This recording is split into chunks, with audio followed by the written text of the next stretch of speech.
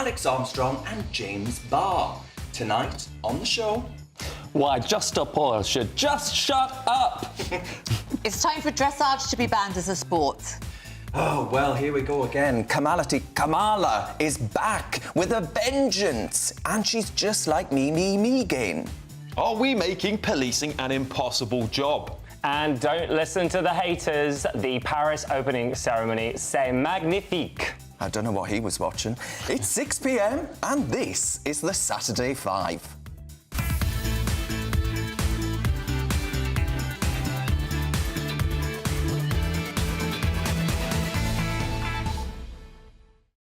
Welcome to the Saturday 5. Now, the Olympics in Paris is properly underway, and to mark the occasion, I've been joined by a quartet of elite athletes. Former Tory spin doctor Charlie Rowley. He used to be a football referee, and for the Conservative Party, he's taken more positions than I can mention. And he was well regarded, although he did used to send all the left-wingers off the pitch. The political commentator Paula London is a former show jumper. She'll encourage plenty of horsing around here tonight. The broadcaster Alex Armstrong never tires of telling us that he's a tournament-winning tennis star. The fact he was a tournament for 15-year-olds gets less of a mention, and making his debut on the show, of course, is the superb comedian and podcaster James Barr. Well, look... He's such a workout warrior, we'll probably be seeing him at the next Olympics. Now, folks, you know the drill by now. Each host outlines their argument about a chosen topic, then we all pile in, and the first starts to fly. And, of course, we want to know your views as well, much more important than ours. Send your views and post your comments by visiting gbnews.com/yoursay. And don't forget to ask your questions in Ask the Five. No topics are off limits. But before we start tearing each other apart, it's your Saturday night news with the super athletic Sam Francis.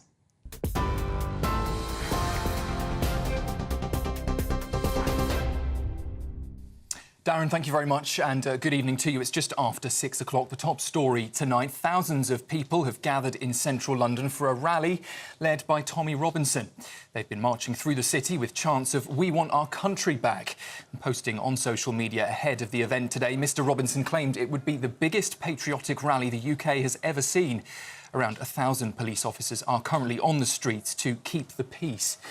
While officers are using powers under the Public Order Act to keep opposing groups apart, with a number of other demonstrations also being held in the capital. Protests by Stand Up to Racism and Jeremy Corbyn's Peace and Justice project are being supported by the Trade Union Congress, Stop the War Coalition and Unite Against Fascism. Police have been forced to remove a number of people from the Tommy Robinson rally in the last few hours. Turning to the Olympics, and cyclist Anna Henderson has won silver for Team GB on the first official day of the Paris Games. She was competing in the women's individual time trial and finished behind Australia's Grace Brown. And earlier, divers Yasmin Harper and Scarlett Mew Jensen got Great Britain off the mark with bronze in the synchronised 3-metre springboard event. And they made history, claiming the first GB women's diving medal in 64 years. China took gold and the US claimed silver. And the Prime Minister has congratulated those two divers for their efforts after claiming Team GB's first medal at the Games so far. Sir Keir Starmer is currently in Paris, where he's also been speaking to other British athletes, wishing them luck as they prepare for their respective events. Last night, he was attending the opening ceremony and posted a video on social media telling those competing that the whole country is behind them. Meanwhile, though, Eurostar passengers are still facing travel disruptions after a series of attacks on the French rail network ahead of the Games. 1 in 4 trains aren't running this weekend, with the operator saying 4 have already been cancelled today, and travellers are being told to postpone their journeys if at all possible. Well, in other news today, we've learned that the number of migrants who've illegally crossed the English Channel this year has now passed 16,000 people. Around 350 were intercepted today, 80 of them rescued from a sinking inflatable. A French border vessel had been escorting the overcrowded boat into UK waters when it began rapidly deflating. The new Labour government's vowing to smash the smuggling gangs and is setting up a border security command to tackle the crisis. The Chief Constable of Greater Manchester Police says video footage of an officer seemingly kicking and stamping on a man at the city's airport is, he says, a source of profound regret. Stephen Watson insists the force is committed to supporting a criminal investigation into the officer's behaviour. And it comes after the Mayor of Greater Manchester appealed for a rigorous and a swift investigation into allegations of assault. The police watchdogs say they are now looking into that incident to determine whether the officer's use of force was acceptable. In the US, the FBI has U-turned over claims that Donald Trump may not have been hit by a bullet during a rally in Pennsylvania. It comes after the FBI director, Christopher Wray, had told lawmakers the former president's injury could have been caused by glass. But that's been denied by former White House doctor Ronnie Jackson, who described the comment as wrong and inappropriate. The FBI has now issued a statement confirming Trump was indeed struck by a bullet, whether whole or fragmented into smaller pieces. And staying in the US, meanwhile, the Israeli Prime Minister has visited Donald Trump at his Florida resort. Just a warning that the following footage we're about to show does contain some flashing images. Benjamin Netanyahu rearranged his travel schedule to meet the Republican nominee a day after meeting President Joe Biden and his Vice President Kamala Harris. Trump had recently criticised Netanyahu for Israeli security failures around the October the 7th attacks. It's thought, though, the meeting could ease tensions between the two men. And that visit comes as an Israeli airstrike has hit a school in central Gaza. The military says it was targeting a Hamas command centre inside the compound, which was being used, they say, to launch attacks against troops. Israel Defence Forces added that civilians were warned ahead of the strike, but Gaza's Hamas-run health ministry says at least 30 Palestinians were killed and more than 100 people injured. And back here at home, Asda workers are set to stage a fresh strike in their dispute over hours and pay.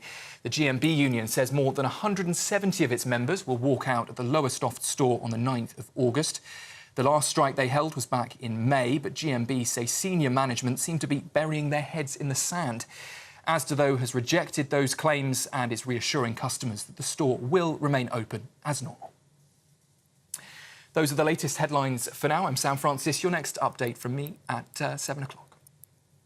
For the very latest GB News direct to your smartphone, sign up to News Alerts by scanning the QR code or go to gbnews.com/alerts.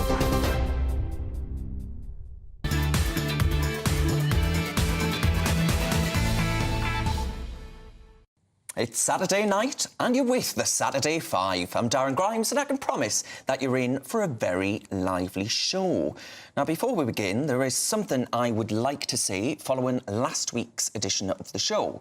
On the programme last week, one of our commentators stated in very strong terms that he considered Suella Braverman to be a racist and in doing so, in our view, crossed a line between robust debate and causing unnecessary offence. Now, GB News is and always will be the home of free speech. But free speech, as our editorial charter makes clear, does not mean causing unjustifiable offence. And in this case, we feel a line was crossed, for which we apologise to Mrs Braverman, who was understandably upset by the comments made about her. Now, let's kick off with our first debate. Well, we're throwing you at the deep end here, James. You're first. It's OK. Enjoy. I like it deep. So. Oh. God, we started early on that. Let's calm things down. Razor I think the naysayers need to get in the Seine because actually the Paris Olympics was a spectacle. It was a massively beautiful event which took over the city of Paris, the opening ceremony, and I loved it. I think the people moaning about it, saying stop the boats, just sounded like a bunch of Rishi Sunak drones, and actually it was wonderful.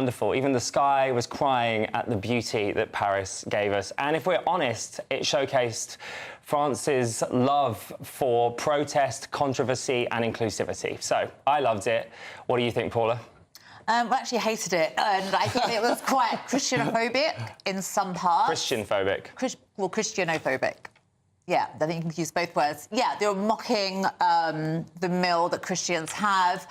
I saw lots of men's private parts, transvestites. I thought that was very, very wrong, considering the billions of people that watch that, many of which are children.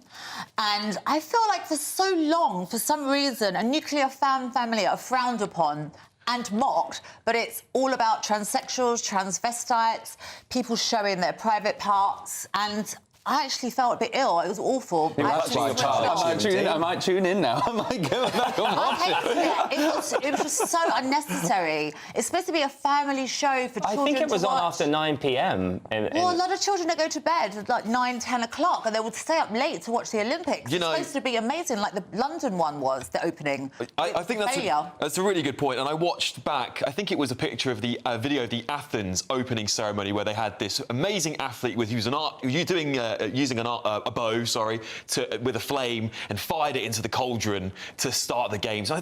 How different is it? This is a sporting event for champions, and we've pushed it to become sort of identity-driven politics. And I think it just shows to where our political discourse is. It was showing how wonderful France is as a country, and it was showing off the best of Paris. And if that happens to be a rogue testicle, then so be it. I mean, they're showing the best transsexuals that Paris have. It's not supposed to be about that. It's the Olympics. They said the BBC. Not that I watched the BBC. I've been found out. I've just the BBC said, "Oh, we now go to the equality section." You know, the French Constitution goes through, and it went through in each of the parts. And they said, we show today all of the vibrancy and brilliant things that cultures that have come to France have done for France. And I thought, pull the other one. Paris is unsafe. It is actually terribly now unclean, and I think that's as a consequence of mass migration to Paris. So all this guff about it being good for, diversity being good for the city itself. It clearly isn't. And Emmanuel Macron, I think, knows that deep down, and that's why the National Rally did so very well in the elections. And the second thing I would say is, James, can you seriously look me in the eye right now and tell me that they would have drag queens mocking Islam in the same way that they mocked Christianity? I think that I think if you are a Christian, then you are able to mock that religion. So I don't think it's an argument that this was the image of the Last Supper that they displayed on our screens. And that is Barbara Butch, a very infamous and famous DJ in France who is internationally famous and iconic. But I go back to that question, would they feel comfortable mocking Islam? I think if they were Muslim and they were mocking Islam, that's on them. They're not that's their Christians. decision. How do you know they're not Christians? Well, I can tell by looking at them. I honestly think that you're overreacting. Listen, it was a brunch, OK? It was a brunch. There were a bunch of guys sat down with Jesus having brunch. It was the Last Supper, but none of you were actually there. You don't know what that actually looked like. It's a painting. They're not mocking Christianity. Well, it's not a painting. It's a key tenet of the Christian story. A painting. And that painting may have looked a certain way back then, but maybe now, if that was to happen, that would be what it would look like. Yeah, I just really wish the Olympics would get back to what it's all meant to be about, which is meant to be about athletes who have trained their entire lives from children most of the time. And who do you think those athletes are? Not the people that are depicted in those pictures we just saw. Look at this people of all different religions, all different sexualities, all different genders. But how many trans athletes are competing in the Olympics? I don't think there's any. Ernie says it was like a gay pride parade, and then Mark says, I totally agree with James. For those that actually watched it until the end, it was a fantastic show. I think some of these negative comments come from people who have certain types of views above and beyond the ceremony itself. Well, yes, I do have certain views on that. I think that's absolutely right. Can we all agree that Celine was amazing? Yes, absolutely, she was. Charlie, what was your view? Well, I haven't seen it, so it's a bit hard to comment at all, really. But I do feel a bit sorry for that because, well, the fires that were on the Eurostar trains that stopped people getting there in the first place. Yeah. I mean, someone's got to look into that. The rain, the weather didn't help. They didn't switch to their plan B. They chose not to. They chose to plough on with the parade down the Seine. And then I think, as they were raising the flag, the Olympic flag, they got it the wrong way round or something. It's upside down. So things were going wrong from start to finish. So those are, I mean, apart from the train issue, like those are very small mistakes. And if you look at I mean, it was a fantasy. It was such a huge event. Well, it took over the whole city. I think Mark they did has an written in amazing again, and Mark is not happy because Mark says, oh, not the Last Supper again.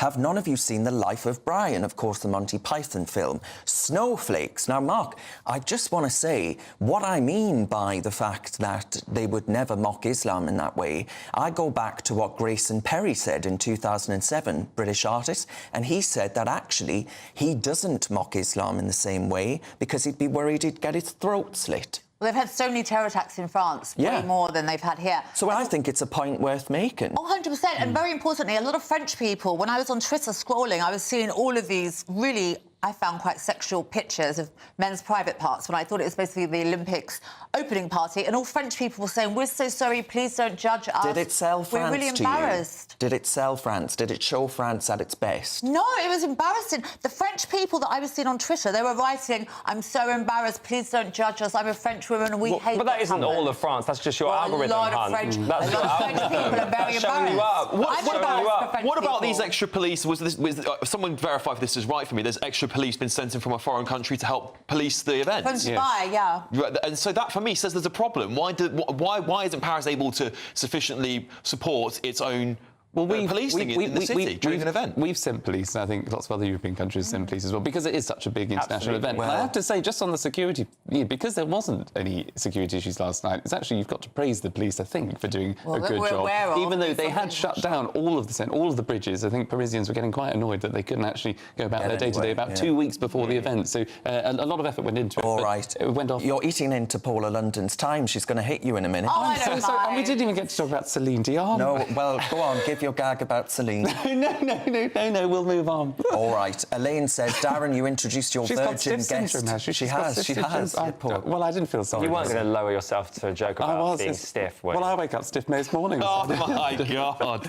My neck, Paula. Honestly. Oh, no, I watched her documentary. I feel so bad for honest to her. God. Won't be We're going to your 15 end minutes, joke. 15 minutes into the show, and you've basically transformed it into Soho. It's like the Olympic ceremony all over again. Our viewers will be up.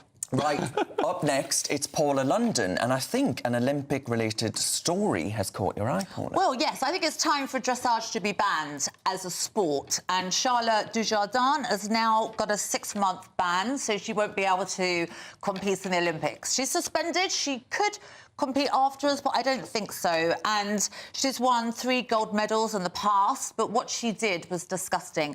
I mentioned earlier, I've had horses, I've had 2 ponies and a horse. I've been very fortunate, and I love them more than anything. And when I used to compete as a show jumper, if I used to see people whipping their horses because they refused fences, after a show, I'd have a go at them. My dad used to tell me off because their parents could get angry with me, but I hate to see animal cruelty. And unbelievably, she was videoed whipping a horse 24 times in 1 minute. There's never an excuse for that. And I think it should be banned because it's so unnatural. And recently, judges have been rewarding riders when they can get their horses to do even more unnatural moves. And the only way they can do these unnatural moves is by cruelty. Because for me, I was a show jumper. Horses like to jump. They like to race, even in the wild. I also used to ride cross country. My horse loved jumping. She loved cantering, galloping. But try to get a horse to do these unnatural moves is wrong. So, yeah. Ban it. Can I make a sort of counterpoint to this? Because I do agree in general, dressage, I think, is particularly cruel to horses. Yeah. Where do you stand on horse racing? Because we've seen a lot of protests with people almost throwing themselves in front of horses last year, I think it was. It's interesting you say that because Peter, I've had them on the show this week, actually, talking about how they want all sports banned for horses, and I think that's wrong. Racing, there are laws around racing, so you can't whip your horse repeatedly. They're only allowed to whip so many times, I believe, towards the end of the race. And if a horse doesn't want to come out of the box or whatever it's called at the race, it won't. So horses, I'm not sure if they love racing, but naturally a horse without a saddle will still be galloping in the fields, and they are treated well. I would ban fox hunting, though. I think that's barbaric. And I'm not a huge lover of foxes, I'm not going to lie, but I don't know how a woman or a man can be on horseback and watch a dog rip apart an animal. I think it's disgusting. It's certainly not a sport. What's the difference between horse racing and equestrian? Because it's all a sport. So how can you have one horse for one sport and not... It's different. It's much more taxing on horses to run these races. Obviously, they're galloping. Some of them, there's a very long distance. For me, show jumping, I was in a ring for 2 minutes. And that was sometimes I used to jump 6-foot fences, but sometimes they were lower. Your horses are not exactly knackered afterwards, and they are for racing. And some of them have even died racing, especially if they're jumping, you know, like Beecher's Brook. That was my last horse, Lady.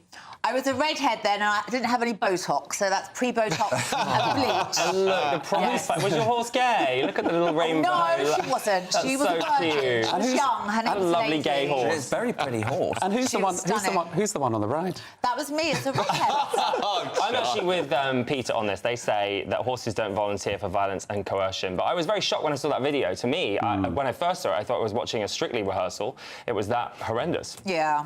Yeah, it was no excuse for it. And the lady that was videoing was laughing. And this lady also called her horse a bitch, a B word in the past. So I think that's awful. But again, can I just like, because we use horses for, you know, in the military, and we use them for the changing of the guard, and it's all ceremonial, and they stand outside at Horse Guards Parade. You know, is that a similar level of cruelty, though? Should we be asking these questions about? And of course, they, you know, there were horses that got balked at the barracks, didn't they? And they were running down the streets of London injured. Are we using horses too often? I don't think we are. Well, many years ago, we used them as transport rather than cars. So horses are great, and I'm sure they're looked after so well. That might contribute to our net zero by 2050. Bring back the horse and cars. Well, Caroline says whipping horses to do things that are unnatural to them is like whipping lions to jump through hoops, like the circus used to do. Yes. Dressage should be banned. But then, to give an alternative view, an Olympian who won many, I know this woman in question did with the whipping, but other Olympians have said that actually you can do it in a cruelty-free way, or at least less cruel, certainly less cruel than what she was doing. And that actually the horses that do it and do it well really enjoy it. I don't believe that for dressage because... But how do you know? We can't ask the horse. Well, I know because I'm on a question, and I know a horse, if I'm not on its back and it's been put out to the field, it will still gallop, it will still jump fences. It's not going to start doing weird things with its feet, like dressage poses. Not at all. All right. Well, we'll see. I've jumped through a few hoops on this show once or twice. Have you ridden a horse? No, I never have. What have you ridden? Absolutely terrible. I beg your pardon. I love horses. Right, OK, still to come tonight. Why is everyone jumping onto the Kamala Harris bandwagon? And should Just Stop Oil activists be released from prison so they can attend family weddings? Pull the other one. But next, first, we tell the police to deal more harshly with rioters. For example, now we say they are being much too tough. Are we making it impossible for the police to do their job? You're with the Saturday 5 live on GB News.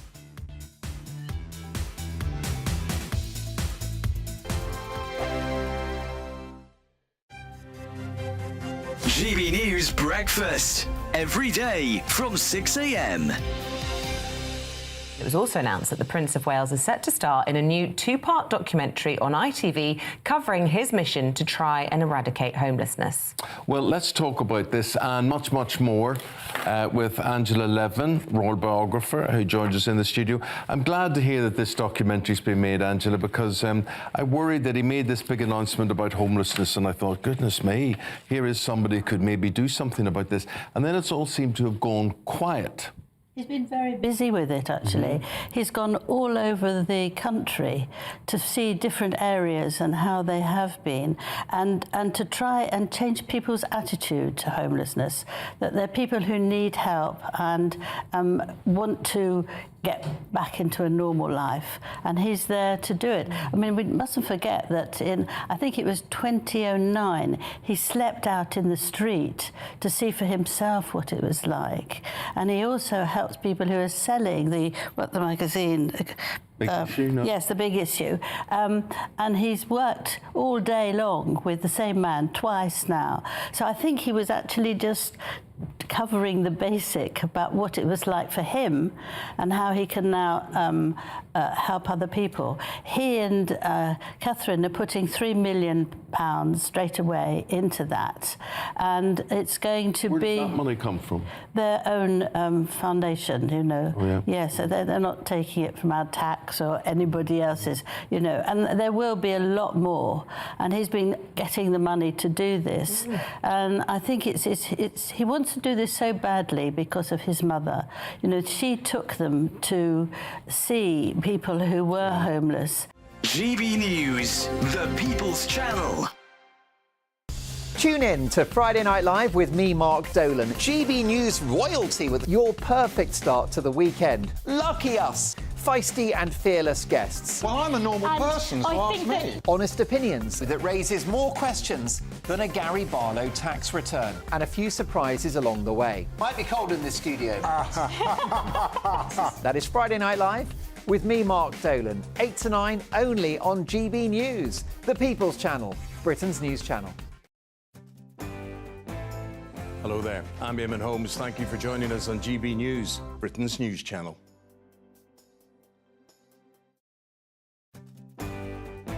I'm Tom Harwood. This is GB News, Britain's news channel.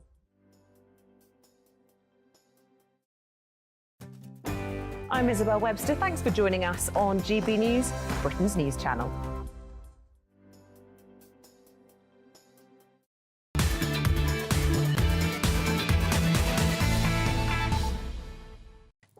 You're with the Saturday 5, live on GB News. Thank you very much for your company. And for your emails, actually, because lots of you have been messaging in. Someone called Master of Parsnips says the opening ceremony was a display of total degeneracy. But Carol says, come on, Darren, the Olympic opening ceremony was so much fun, although the over-the-top reaction from the likes of you was even more entertaining. Well, Carol, I see you're one of my fans.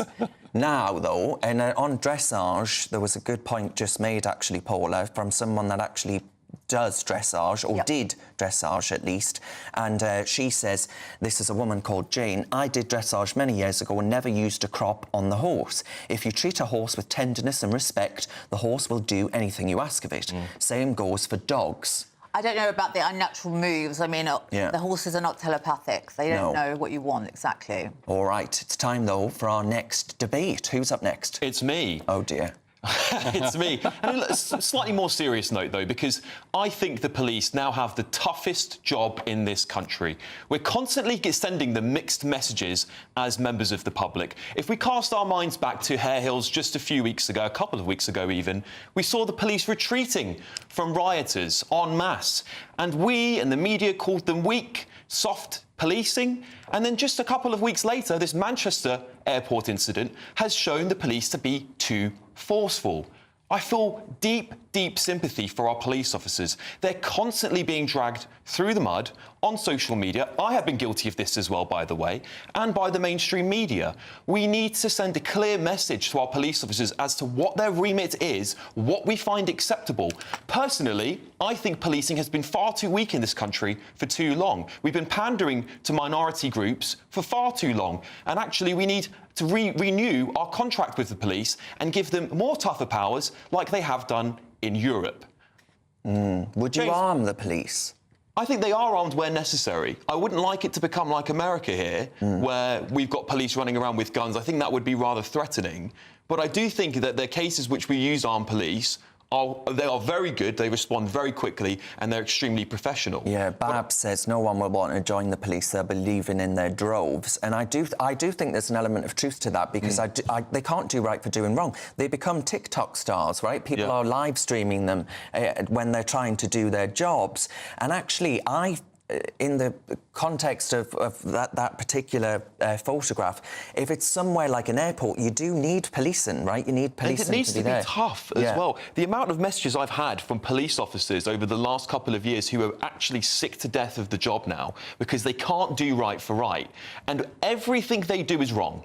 Whether they are trying to appease community groups that, well, like we've seen the Manchester Police have just put out a statement today saying they're going around speaking to community leaders. Well, you do it for one group of people, but when we watch the football riots, do we have then community leaders going out to groups of English people where they are? We don't have that. That is what people really dislike. They feel like it's two-tier policing. So we really do need to get this right as a country, because we're getting to a point now where whatever side you're on, the left, the right, or any community, you're all starting to hate the police. And when that breaks down, we get lawlessness. I do think that we have to have some empathy, yes, for the police and how difficult that job is. But none of us are police people. We haven't worked for the police. I don't think we have any knowledge really of how difficult that actually is. And I know it's our job to kind of come on here and say stuff like you just have. And it's a really good argument and a good point, but actually we don't really know. And in general, I do think the police are doing a really good job. Yeah, no, I think that's right. The trouble is, I think half the time the police do have the powers, but don't know how to exercise them, or where the line is drawn, whether they'll be the ones that are then, targeted or subject to sort of complaints and all kinds of things. But I always think we've got to remember the people on the front line are the people on the front line. The decisions about policing, whether it's about football containment or whether it's about what happened at Manchester Airport, the decisions come sometimes from the very top. Or if you're policing a protest, where's the line between the protest on a Saturday afternoon in London?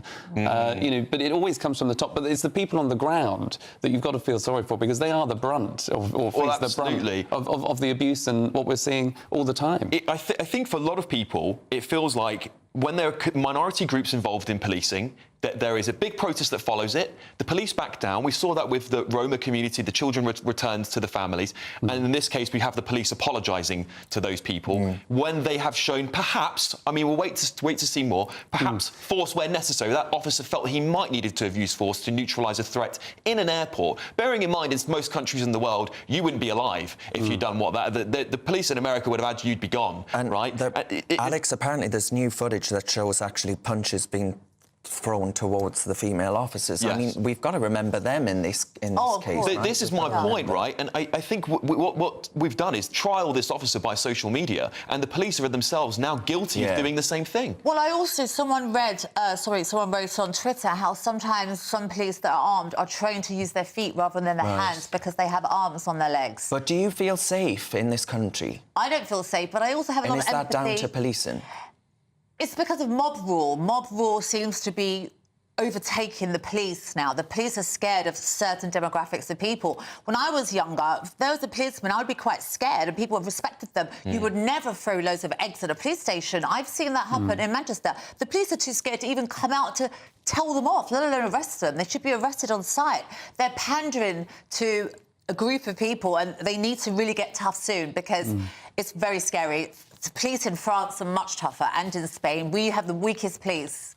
Yeah. Because there are so many situations, police have been, policing Twitter, for example, and going after people that make, just put out statements on Twitter, when actually there's, it's just a case in point, it's not sort of relevant to anything, but, the Rochdale grooming gangs, for example, that was systemic failure, not just of the police, who had the intel to go after those gangs, it was the social services, it was the local authorities, it was the schools, it was the local community. There was a lot of covers up there, which we all know about. Political correctness. They were worried about accusations of racism. Exactly. And that's why I think we've got to embolden the police and give them the confidence. The public of the police and the police of the public as well. We police by consent in this country, but that's to keep us all safe. Oh, we've got Robert Peel in the corner here.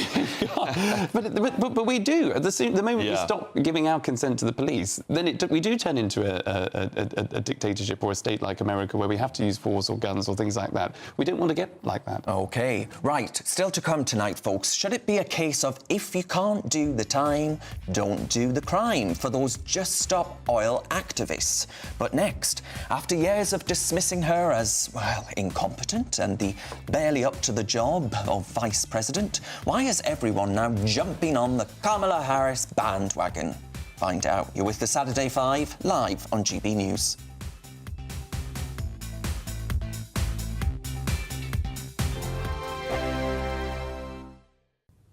Hello, good evening and welcome to your GB News weather update brought to you by the Met Office. Well, it's been quite an unsettled start to the weekend, but as high pressure builds, we're going to see plenty of dry weather on Sunday. And that's because this weather front that's been affecting us today will generally fizzle out, and then we've got high pressure building into the Atlantic and moving its way across the UK for Sunday. Back to tonight, though, and any showers would generally be easing away, leaving a largely dry evening and staying largely dry overnight too. Plenty of clear spells, which means we're likely to see some mist and fog overnight, particularly in those rural spots. And that's where it's going to be feeling a little bit cooler too, but most towns and cities remaining in the low double digits. So to start on Sunday morning, then there should be plenty of bright sunshine around. But as I say, there will be spots of mist and fog around, particularly in rural spots across Devon and Cornwall and rural parts of Wales, but plenty of bright sunshine elsewhere. And it's going to be a fairly mild night too, which means it's going to be quite a warm start to Sunday as well. A bit more cloudy across northwestern parts of Scotland and in the north of Scotland too, and just a chance of a few showers feeding in here as well. But otherwise, for Sunday, as high pressure builds, there'll be plenty of dry, fine weather around, feeling very warm in some spots. But do take care as UV levels are expected to be quite high. Into the afternoon, though, we are going to see cloud build into the far northwest of Scotland and later on into western parts of Northern Ireland. So more in the way of hazy sunshine there. But elsewhere, where you do catch those prolonged sunnier periods, that's where it's going to be feeling warm. To start the new working week, there'll still be plenty of dry and fine weather around. A build of high cloud, though, which means there'll be more in the way of hazy sunshine. A different story in the northwest, though, as we continue to see that cloud build and thick enough to produce some spots of rain at times. And still plenty of dry weather into next week, but we could see a thundery breakdown from Wednesday onwards. Bye for now. I'm Andrew Pearce. This is GB News, the People's Channel, Britain's news channel.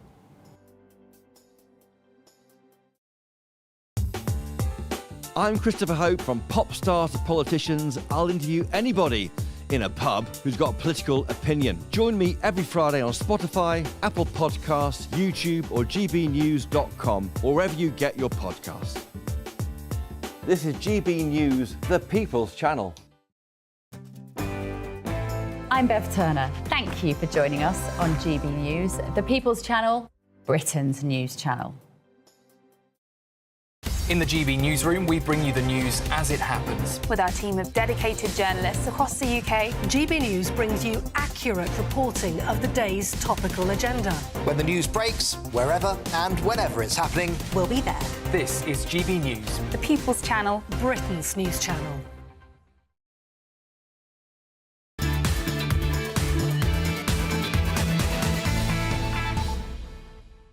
Welcome back to the Saturday 5. Thank you very much for all of your messages coming in thick and fast. I can barely keep up. Penelope says, I've worked at many equestrian yards in my life. I'm now 64, but still ride. Don't be so quick to dismiss dressage as cruel. When horse and rider are in harmony, it comes effortlessly from the horse with no cruelty involved. Starbreaker 2012 says equality law is meant to protect both genders and faith. Will influencers or politicians come out and condemn the provocation intended by the Last Supper? Of course not. Well, The Simpsons did it, and no one got upset about that. But, I mean, I go back to that fundamental point, though, of would they do the same about Islam? Will they make that joke? But you weren't having that conversation about The Simpsons. Well, I know I wasn't, because I think you should be able to mock religion. I am a Christian, but I think you fundamentally ought to be able to mock religion. But there is only one religion that you're not allowed to mock. That's my point. But I think you mock the religion that you are representing or that you have grown up with. No, if you're telling me that all of those drag queens strewn across that table for the so-called Last Supper are church-going Christians, I'll eat my own hat live on air. People think it's cool to mock Christianity. I've got no idea why, but some people do. All right, now it's time for our next debate, and I'm going next. I've just eaten into my own time. Look how selfless I am. Now, when the first mixed-race female candidate for president was announced, I was sat in my home in the northeast of England, but I heard from my window a very dramatic, high-pitched screech, all the way from a mansion in Montecito, California.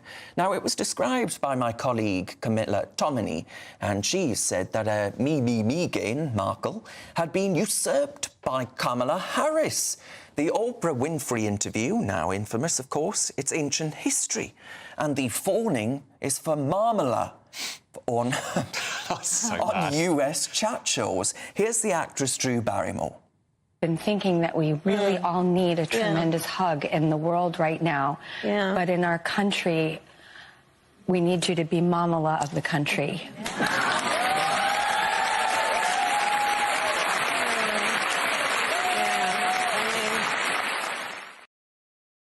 I've just been sick. She's a politician, not an agony aunt.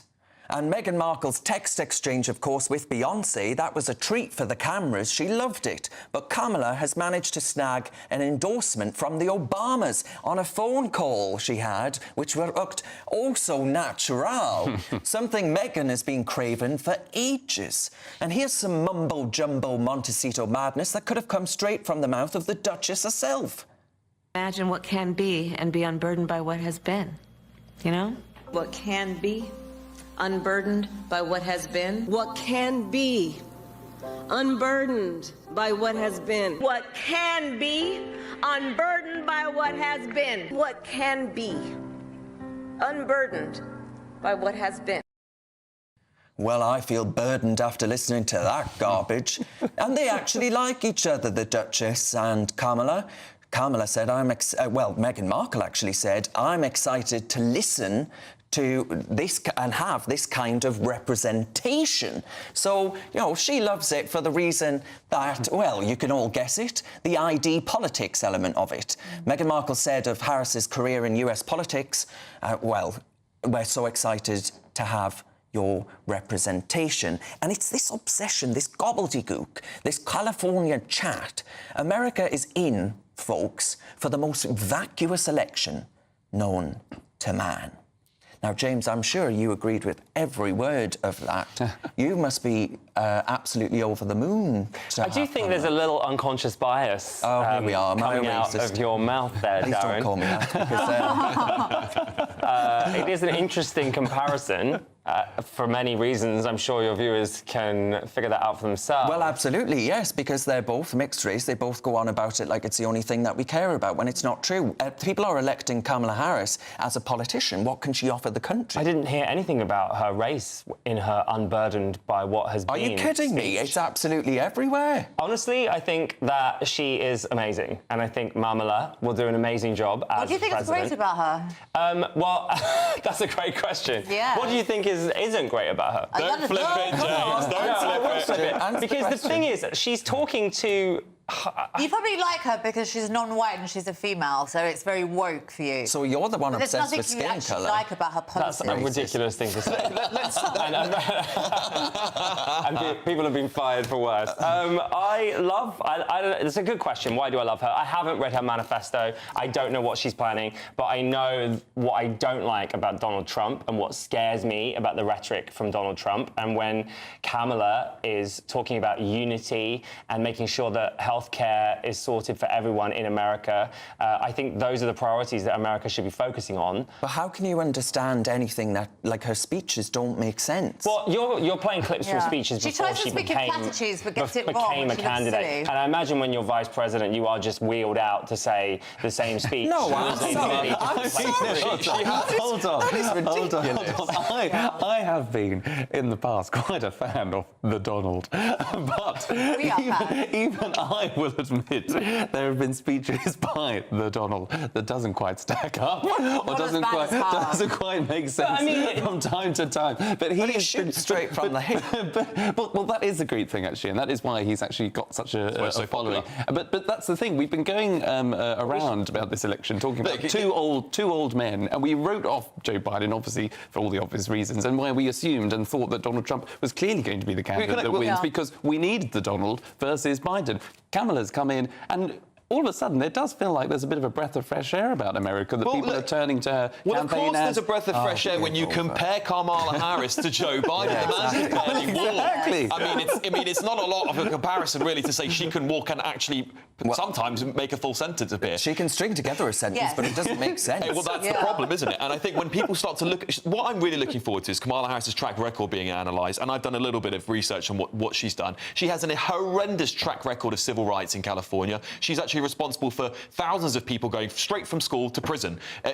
Horrendous. Just watch Robert F. Kennedy's... She banged up a lot of black people as well. She did. That's exactly what I'm talking about. And just for weed, just for cannabis, by the way, she kept them in jail. And she's part of the corporate machine that's damaged America so badly over the last 30 years, I'd argue, actually. But so is badly. Donald. No, he's not. He's absolutely not. You can't say he's not part of the corporate machine that's damaged America. He is. Look, they wouldn't be taking him to court using the law to try and take him out, making him poor, trying to literally, or people trying to assassinate him if he was part of the machine. He certainly isn't. The person that tried to assassinate him, and that is awful, by the way, that should happen to nobody, regardless of politics, was a Republican. So well, yeah, but that's highly debated. it's crazy to lump them in. No, but hang you're on, making that James, we have to be fair. No, because you're he making did that give a donation to Act Blue, which is a massive donation for left-wing Democrats. Yeah, so it's quite debatable whether he was that doesn't mean that I'm... Well, have you donated to the Conservative Party as well, would you?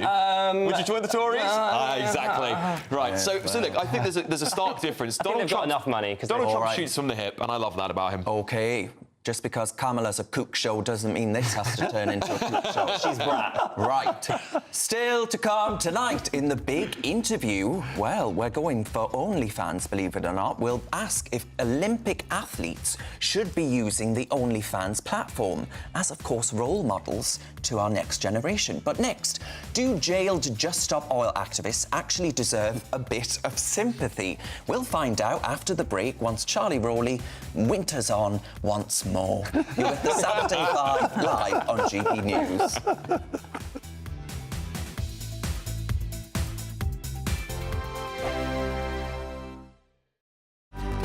Good afternoon, Britain. Your lunchtime update on the stories that matter across the UK. From breaking news and insightful analysis, inspiring stories and lively debates. You're comparing yourself to a former Prime Minister. Which is it? Stay informed, stay updated, stay entertained. I just don't know how anyone would not want to be there. Every weekday from midday. We are Good Afternoon Britain, only on GB News. Britain's news channel. This is GB News, Britain's news channel. In World War I, 309 men from Britain and the Commonwealth never came home because they'd been shot at dawn. The majority were killed for desertion, cowardice and sleeping at post. Appearing at their court-martials and told they'd brought shame on their country, these men had no opportunity to defend themselves and were executed by a firing squad. The National Memorial Arboretum launched a fundraising campaign to restore the memorial, which has stood for more than 20 years. Thank you to your viewers for their support for the fundraising campaign, and thanks to the generosity of so many people, we've been able to replace all 309 of the posts that represent those young men that were shot in the First World War. Restoration of this really precious memorial. The centrepiece of the memorial is the young soldier, blindfolded and facing his execution. In September 1916, Private Harry Farr was ordered to the front. Already suffering from shell shock, he was overwhelmed and refused his orders. He was court-martialed, and in a trial lasting only 20 minutes, he was sentenced to death. On the day of his execution, he faced the firing squad without a blindfold. Janet Booth is Private Farr's granddaughter and was part of the public campaign to have those who were shot at dawn officially pardoned. When I asked my gran, do you know where I could find Harry's grave? And she looked at my mother and there was this sort of look between them, and then she said, well, he hasn't got a grave because they didn't warrant, he deserved one because he was shot as a coward and had let his country down. We can come here as a family and pay our respects to him, and also for all the other families, it's somewhere to come and remember their loved ones. The People's Channel. Join me, Camilla Tominey, for a frank and honest discussion with those in power that cuts through the spin and gets to the heart of the issues shaping our nation. You haven't confirmed that you want to stand as leader, but you haven't ruled it out either. This report basically says that he's not fit to stand trial. Is he indecisive? Incompetent? I deliver the dose of reality Westminster needs. That's the Camilla Tominey Show at 9:30 every Sunday on GB News, the People's Channel, Britain's news channel.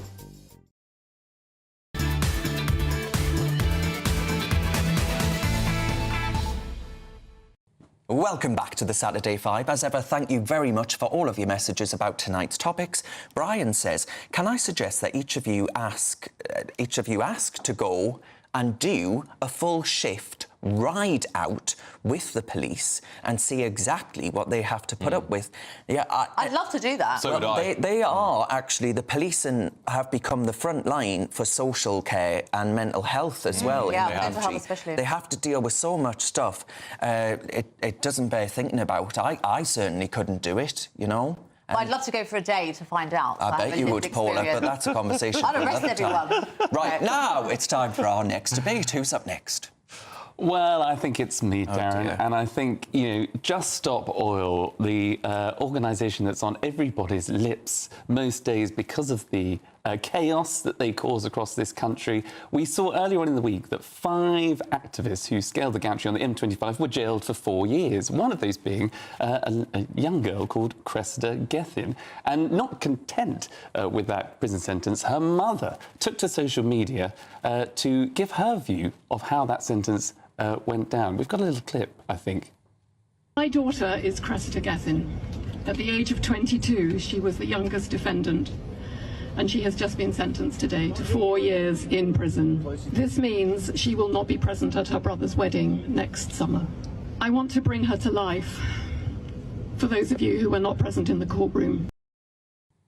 Well, boo-hoo. I mean, what about the people, who couldn't get to their own weddings because of the traffic chaos that she was causing? What about the people that couldn't get to their hospital appointments because of the chaos and confusion on the roads? What about the people that are going for cancer patients, the special educational needs kids that were stuck in the traffic? This is someone who has blatantly flouted the law, who goes about their day, waking up in the morning, going up, trying to cause chaos and delivering that chaos at all of our expenses. And I think it's absolutely right that she gets every day in jail that she deserves. The idea that her poor old mum is saying that, poor Cressida's going to miss her brother's wedding. Well, think about the weddings that you ruined, whether it was George Osborne's wedding, for example. Do you think that we should put people that do roadworks in jail as well, just out of interest? No, of course because not. they're also causing those delays too, right? But for the greater good, because they absolutely for the greater good. Just like Just Stop Oil. Because we are doing it for the greater good, as are people that put. But when you dig up a road, you have an alternative route. You don't just close a section of the motorway. Always. Sometimes, but these people, it can be devastating. There's about 170,000 vehicles involved in this, 50 hours worth of traffic. But these are people that need to get to ambulance support. Ambulances could not get through on that day because of these selfish actions that these people took. The selfish actions of people filling potholes? Well, you would know that road was closed, though, so the ambulance would know to take a different route. Well, you might, but not always. What happens if someone accidentally crashes into a railway bridge? Should they also be sent to jail because that bridge is now out of action? But these are deliberate actions, of course, and they're calculated and they're designed to disrupt people en masse. And this is the problem, isn't it? Roadworks are there for the public good in general, so people can get to their... Just stop. Well, I know I'm being pedantic. Obviously, I know I'm being pedantic. Yes. I will call that out. But I think it's an interesting point, and it needs to be talked about. But it's a political grace of good rather than an infrastructural grace of good, and this is the issue with it, right? So you're talking about someone... I could think blocking Parliament for the next year would be a great idea, for example. Get all the politicians out to their communities. People may argue that that's disrupting the way that our country works. And this is the issue. So you're making a political, ideological statement about it, but actually the issue here is what they're doing is causing disruption to many people's lives. And I'd argue they're doing more damage to their own cause than good. Exactly. Yeah. I think that TikTokers are also causing a lot of disruption to people's lives. Should we be putting them in jail? Listen... Well, I hate the fact that there's no accountability. She's like mother, like daughter. She's so entitled. My poor daughter can't go to her brother's wedding. So what? I'm so happy that she was jailed. I remember posting that day, feel-good post of the day, hashtag just go to jail and like it. Just go to jail. Who does she think she is? Hopefully she'll come out and then she'll be a better person. Well, yeah, Mark says, James, the difference is that the people who do our roadworks actually have a job. Again, I did say I was being pedantic, Mark, and you're absolutely right. And big love to all of the road workers out there. Shout out to you. Well, yes, and someone else points out that Pinky, I assume that's you, has just admitted when he referred to Just Stop Oil as we. Did you hear that? I mean, I would. Oh, no. Listen, I'd have no shame in joining them. I'd definitely join them. A fox in the hen house. I think someone's got to do something. Someone has to do something about the planet. About climate change, about the fact that our government were not taking it as seriously or doing enough. Are you kidding? They put his lot put net zero in law by 2050. Which is absolutely the right thing to do. It is not. It is absolutely not, Charlie. This is the problem, right? With the green issue. When we had the Industrial Revolution in this country, consumers and businesses voted for it. They voted for it with their money, and we industrialised the world and the country. We're not doing that at the moment. This is when the economy decides and capitalism decides and consumers decides that this is the time to move on, then it will happen. It should be a gradual transition to green. I'm all for energy security. I'm all for this country being energy secure. But what this nut zero stuff is doing is making people in this country poor. It's disrupting their daily lives, and people just want to get on. We're already struggling enough as it is. I'd like to see these Just Stop Oil activists go over to China and protest. Exactly. Do you know what else I'd like to see go to China? Your stupid net zero idea, because we emit 1% of global CO2 emissions. That's what you did to our country. No, that is absolutely not. All right, we're going to a break now. Loads more to come tonight, including, did JD Vance really have sex with a couch? What's the nation's favourite chocolate bicky? Find out. And OnlyFans coming soon. Don't go anywhere. I'm going to get some orange paint. Oh. That warm feeling inside. From Boxed Boilers, sponsors of weather on GB News. Hello, good evening and welcome to your GB News weather update brought to you by the Met Office. Well, it's been quite an unsettled start to the weekend, but as high pressure builds, we're going to see plenty of dry weather on Sunday.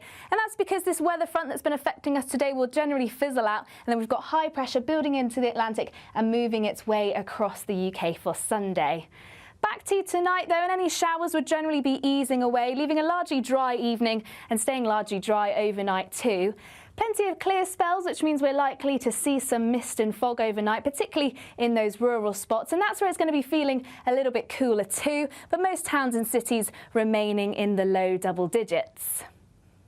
So to start on Sunday morning, then there should be plenty of bright sunshine around. But as I say, there will be spots of mist and fog around, particularly in rural spots across Devon and Cornwall and rural parts of Wales, but plenty of bright sunshine elsewhere. And it's going to be a fairly mild night too, which means it's going to be quite a warm start to Sunday as well.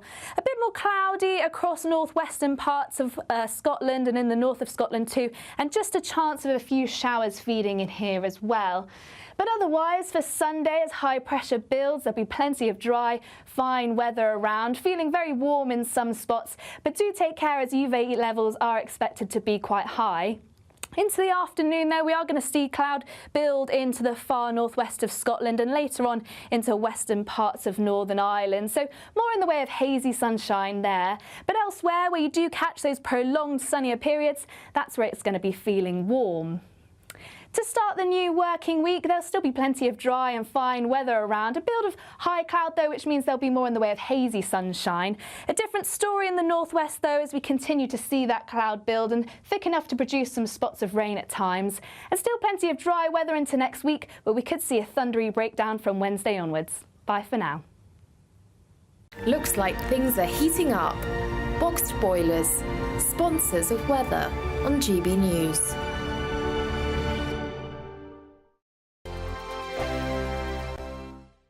Celebrate a spectacular summer with your chance to win an incredible £30,000 in tax-free cash in our Great British Giveaway. It's the biggest prize of the year so far, and it's totally tax-free. What would you spend that on? Luxury holidays, a new car, or just put it away for a rainy day? Whatever you do with £30,000 in tax-free cash, make sure you don't miss out on the chance to make it yours. For another chance to win £30,000 in tax-free cash, text cash to 63232. Text costs £2 plus one standard network rate message. You can enter online at gbnews.com/win. Entries cost £2 or post your name and number to GB07 PO Box 8690 Derby DE1 9TT.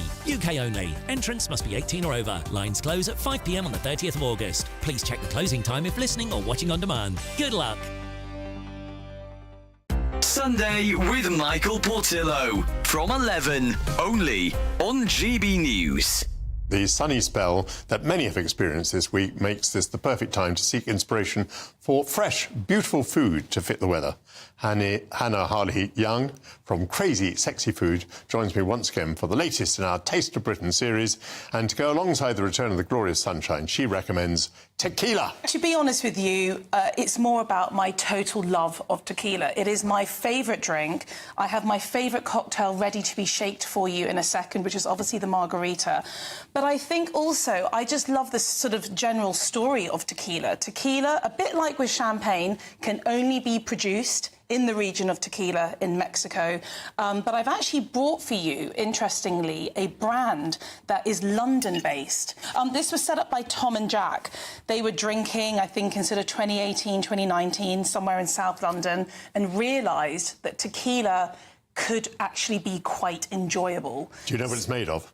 It is. It's made from the blue agave plant. Now, 300 million of these plants are harvested every year. It takes between 8 to 12 years to harvest. Their tequila is made to be drank with tonic, which is not your usual accompaniment with tequila. Usually it's lime, it's a margarita. With a Blanco tequila, the idea is that the process is that once it's distilled, that is the end, it's bottled and it's sold. This is the Reposado. I haven't actually opened that, but if you do want to have a smell, you can open it. But the idea behind this is that it's been rested, so it's rested in oak barrels. I actually love people's behaviour behind tequila now.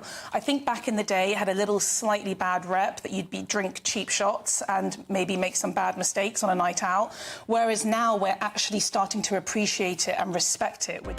GB News, the People's Channel.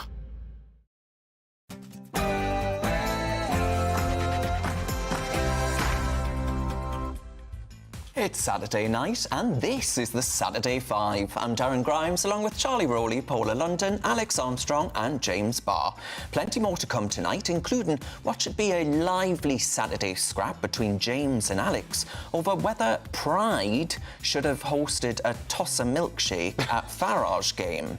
And in our big interview, we'll be speaking to a former OnlyFans model and asking if Olympic athletes should be using the platform. They are, after all, role models. It's 7 p.m. and this is the Saturday 5.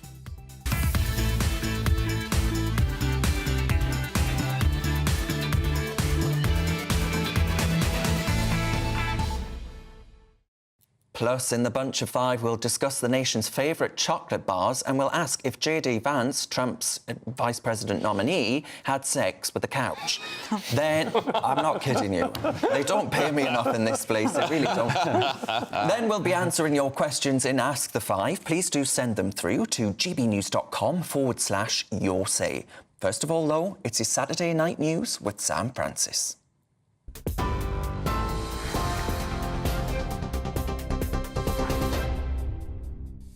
Darren, thank you very much, and good evening to you. It's just after 7 o'clock, and the top story tonight, well, thousands of people have gathered in central London for a rally led by Tommy Robinson. They marched through the city with chants of "We want our country back" and posting on social media ahead of the event. Mr Robinson claimed that it would be the biggest patriotic rally the UK has ever seen.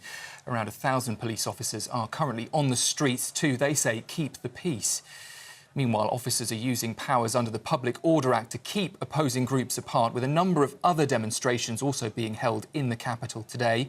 And police, we understand, were forced to remove a number of people from the Tommy Robinson rally, including a man holding a Palestinian flag. Protests by Stand Up to Racism and Jeremy Corbyn's Peace and Justice project are being supported by the Trade Union Congress, Stop the War Coalition and Unite Against Fascism. Sports news, and Team GB are already on the medal board tonight on the opening day of the competition at the Olympics. Cyclist Anna Henderson's bagged silver in the women's individual time trial, but sadly Josh Tarling missed out on the podium in the men's event due to a puncture. Kicking off the medal collection, though, divers Yasmin Harper and Scarlett Mujensen secured a bronze. And tonight, hopes are high for swimmer Adam Peaty. He's through to the men's 100-metre breaststroke semis later tonight. However, rain has stopped Britain's tennis players getting some of their matches underway today. In other news, the number of migrants who've illegally crossed the English Channel this year has now passed 16,000 people. Around 350 were intercepted today, with 80 of them being rescued from a sinking inflatable. A French border vessel had been escorting the overcrowded boat into UK waters. when it began rapidly deflating. The new Labour government's vowing to smash the smuggling gangs and is setting up a border security command to tackle the crisis. The Chief Constable of Greater Manchester Police says video footage of an officer seemingly kicking and stamping on a man at the city's airport is a source, he says, of profound regret. Stephen Watson insists the force is committed to supporting a criminal investigation into the officer's behaviour. And it comes after the Mayor of Greater Manchester has also appealed for a rigorous and a swift investigation into allegations of assault. The police watchdog says it is now looking into the incident and is set to determine whether the officer's use of force was acceptable. Turning to the US, and the FBI has U-turned over claims that Donald Trump may have not been hit by a bullet during a rally in Pennsylvania. It comes after the FBI director, Christopher Wray, told lawmakers the former president's injury could have been caused by glass, but that's been denied by former White House doctor Ronnie Jackson, who's described the comments as wrong and inappropriate. And the FBI has now also issued a statement confirming that Mr. Trump was indeed struck by a bullet, whether that was whole or fragmented into smaller pieces. Meanwhile, the Israeli Prime Minister has been visiting Donald Trump at his Florida resort. And just a warning, the following footage does show some flashing photography. Benjamin Netanyahu rearranged his travel schedule to meet the Republican nominee a day after meeting President Joe Biden and his Vice President Kamala Harris. Trump had recently criticised the Israeli security failures around the October the 7th attack.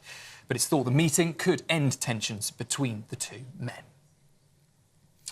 And that visit comes as an Israeli airstrike has hit a school in central Gaza, killing 30 people and wounding more than 100 others. The focus, we understand, was a girls' school in an area packed with displaced families.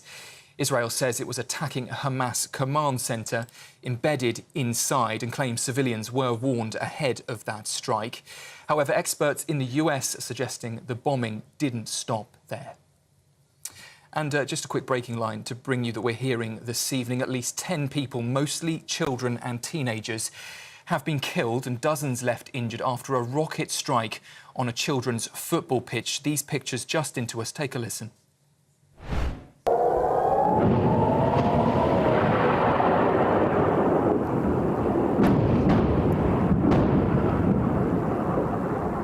Well, those moments there captured as the rockets fell in the Israeli-occupied Golan Heights. Israel are blaming Hezbollah for the attack, though that group are denying any involvement. Reports also from witnesses tonight describing huge destruction and fire at the scenes of that children's football pitch, and video also showing crowds on the pitch with stretchers appearing to be rushing people injured into ambulances.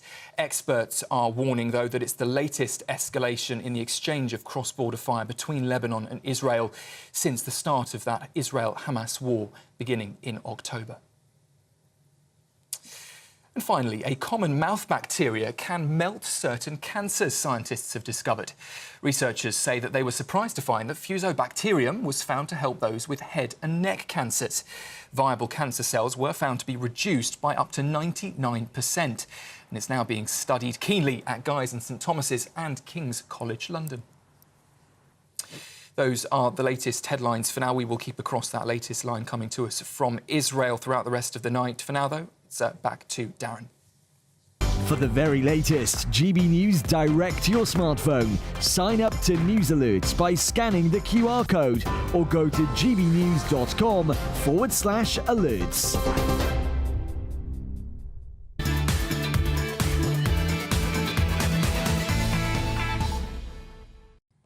Folks, it's Saturday night and you're with the Saturday 5. I'm Darren Grimes and I can promise that you're in for another very lively hour.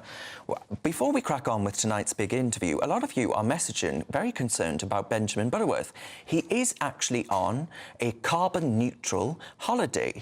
Now, right. This is someone who champions net zero like you wouldn't believe, and yeah, he's off on his jollies once more, so we'll roast him about that next week, but don't worry, he is coming back.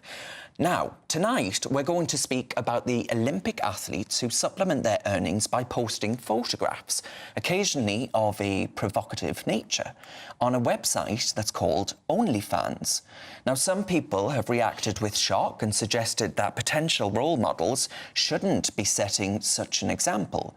But others say that Olympic athletes hardly earn a fortune, despite the many hours of training that they actually devote to their craft.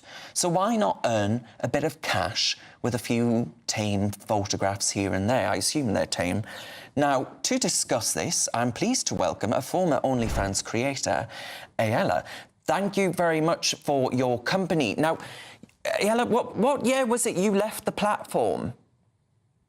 I technically am still on the platform, but I started in 2017. And you used to make a whopping $100,000 a month from this platform on a good month. Now, that, to many of us, is a pretty good month. Now, I wonder, given that your background, and forgive me if this is incorrect, but your background is from a very Christian, conservative family, you know, they're probably, down-ticket Republican, I assume. But was it difficult to actually get started on OnlyFans? Did you have to think about this and really say, well, oh my goodness, you know, my name and my reputation could be smeared by this access to this platform? What were the sort of thought processes involved there? Well, when I first got into online sex work, I was kind of desperate for money. Like, as I said, homeschooled, religious family, I couldn't afford college, and I didn't really have any options available to me. I was working very small wages at a factory for very long hours, and it was really bad. And so to me, like, I didn't really have the privilege or the option of being too concerned with, like, how is this going to impact me? Because my life is already, like, pretty rough.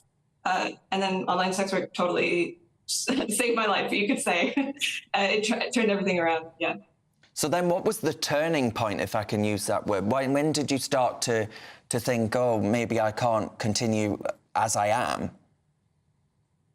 Like, you mean I can't continue as, like, a religious person, or like? No, as in doing the online sex work, yeah, as in its current form where you were making all that cash. Because quite frankly, I mean, there are a lot of us that would quite like that cash ourselves. Yeah, I think I just got bored. Like, I really like solving problems, and solving, like, the market problem with OnlyFans is really fascinating. Right? You have to, like, figure out how to, like, market most efficiently to men to, like, make their genitals hard. And this is, like, really cool. And then once I figured out that problem, I kind of couldn't motivate me to keep working on it because it was no longer problem solving. It was just like a routine thing. And that's mainly why I stopped working on it so hard. I've pivoted to research, which is really fun. Yeah. But I know a lot of other girls who are making a lot of money who have been very consistent in it, and I think that's admirable.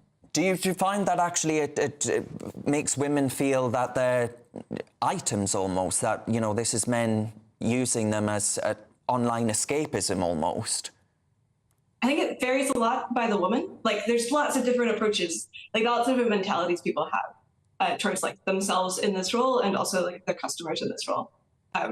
And I know one girl who explicitly refers to herself as, like, oh, I am doing an idol worship kind of thing, and then this is how she sort of mentally copes with it well. Some people have to try to learn how to cope. Some people it's very natural and it's no issue at all. Yeah. So looking at those, if you try and put yourself in the position of an Olympian, now a lot of these Olympians, the vast majority of them don't receive these big contracts that the most famous ones do, you know, from these sports brands and all the rest of it. But I wonder, do you have sympathy? Can you get into the mindset of these Olympians? And do you think actually it's an all right thing to do, even if you are a potential role model, to count the scores of young children from your nation state? I support people communicating accurately what is going on in reality. Like, when people say, oh, are you a role model, in the sense of should you suppress, like, something that's actually happening for you in order to, like, give people a false impression of your life, I think this is kind of not good. I think usually when people are concerned about, like, are they a role model, it's like, oh, are they presenting inaccurate information to young people? Are young people going to see this and be misled into some sort of situation where they're having more harm than they anticipated? And in this case, I'd say we should just provide them more education. We should be like, hey, here's the sort of income you can expect if you go into OnlyFans. This is the impact of stigma on your life, and then let them make an informed decision on them by themselves. Yeah. All right. Yeah. Well, I'm going to open that up then to the rest of the panel. Alex, do you have any moral quandary with it? Well, I wanted to actually ask if you think this might be open to manipulation for more nefarious actors. So if we get into this habit of people like Olympians who are obviously there to compete in extreme sports, and they have a manager and someone that's maybe behind the scenes pushing them and they want to make more money, do you think that this could be open to abuse? Like, as in they are doing things they feel uncomfortable with because, like, the manager wants them to? Correct. In theory, I'm not sure what the manager's incentive would be. Is the manager getting money from the OnlyFans too? I'm just assuming there may be a sponsor or somebody who's an agent behind the scenes who's pushing an Olympian that may want to drag as much money out of this young person as possible, that could be then forced to go onto a platform or feel they have to go onto the platform to make more money. If like they're doing something they didn't consent to, this does seem like abuse. And I agree, like, if you have somebody in control of somebody else's life at all, like, there are many ways that this could be turned into abuse, and OnlyFans could be a way of doing this. I would find this like kind of unlikely, but I'm not saying never. But ultimately, yeah, you're right. I mean, that could happen literally anywhere, like, no matter what you're doing. I guess my thoughts on it are that, like, ultimately, a lot of the, I saw a diver is on OnlyFans, and they're basically wearing no clothes during the Olympics anyway. So really, what's the problem with also being on OnlyFans? Personally, I don't think there's any shame in OnlyFans. I don't think it's always sex work either. Do you feel the same? Yeah. I'm very continually confused why people seem to have such a strong reaction to sex and sexuality. I get that some people do. It's probably like an evolved disgust reflex or something that serves something useful in our ancestral culture. But it seems just like people having fun. Like, you can find, porn of me on the internet, and I don't mind because I like people sort of knowing intimate things. Can I? Yeah, just briefly, Charlie. Just ask very quickly, because you said it was a lifesaver for you, which is something that a lot of people will, I think, look to as something if they need a sort of lifesaver themselves. And you had a routine. And just very quickly, how many pictures were you posting, and why did you stop? So during the height, I think if I remember correctly, I tried to post one photo every 8 hours, nonstop. But usually they were rotated. I have a collection of maybe around 3,000 photos that I would post by the end of it, yeah. And why did you come off in the end? Well, you took the decision that in 2017 it wasn't for you anymore. Why was that? So I started in 2017, and I've sort of faded away, mainly because other things are interesting. I primarily do sexual fetish research now. And then I write a blog about sex education with my high body count sample size. So that's just more interesting. I wish I were the kind of person to optimize for money more, then I would be a lot richer.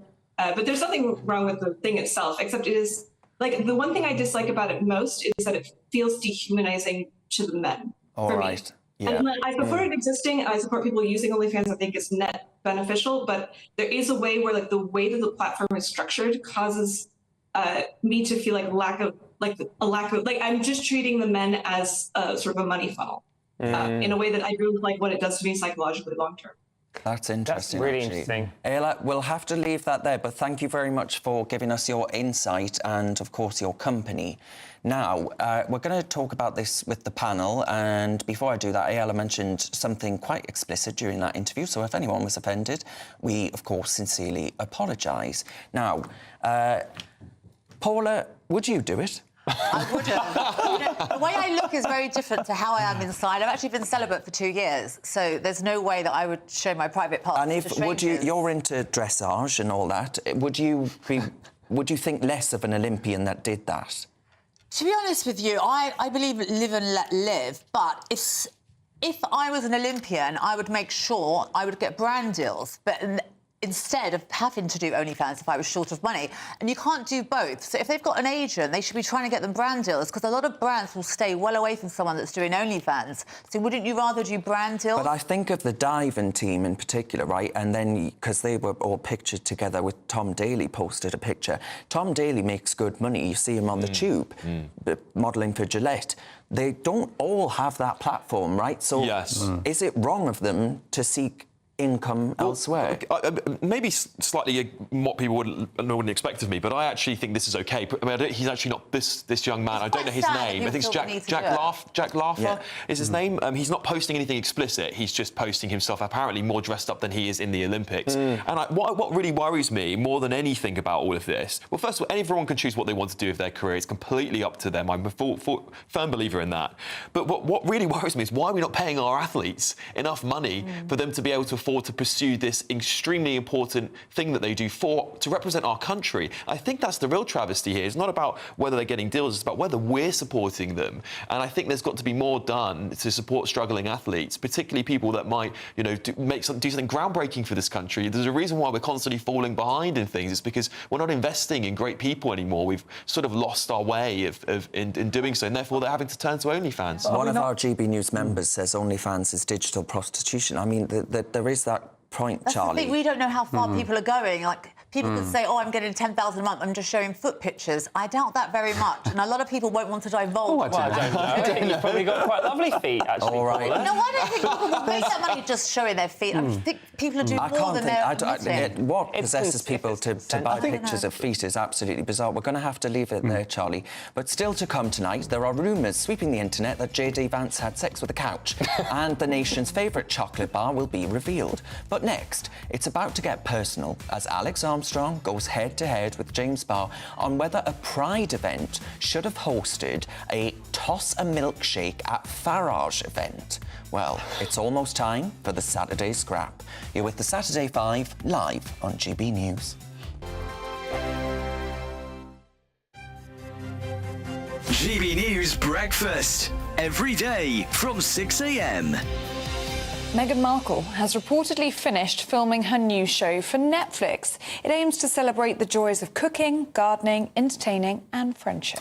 Yeah, this comes after Prince Harry's Netflix documentary, The Heart of Invictus, failed to hit the right note with viewers missing out on the top 10 in the streaming charts. So, will this next venture be a success? Well, joining us now is royal commentator Kinsey Schofield. I know I've talked to the both of you about Meghan Markle potentially running for president, so this feels like a bit of a dud to go from Meghan Markle running for president to Meghan Markle's Netflix series about friendship and cooking.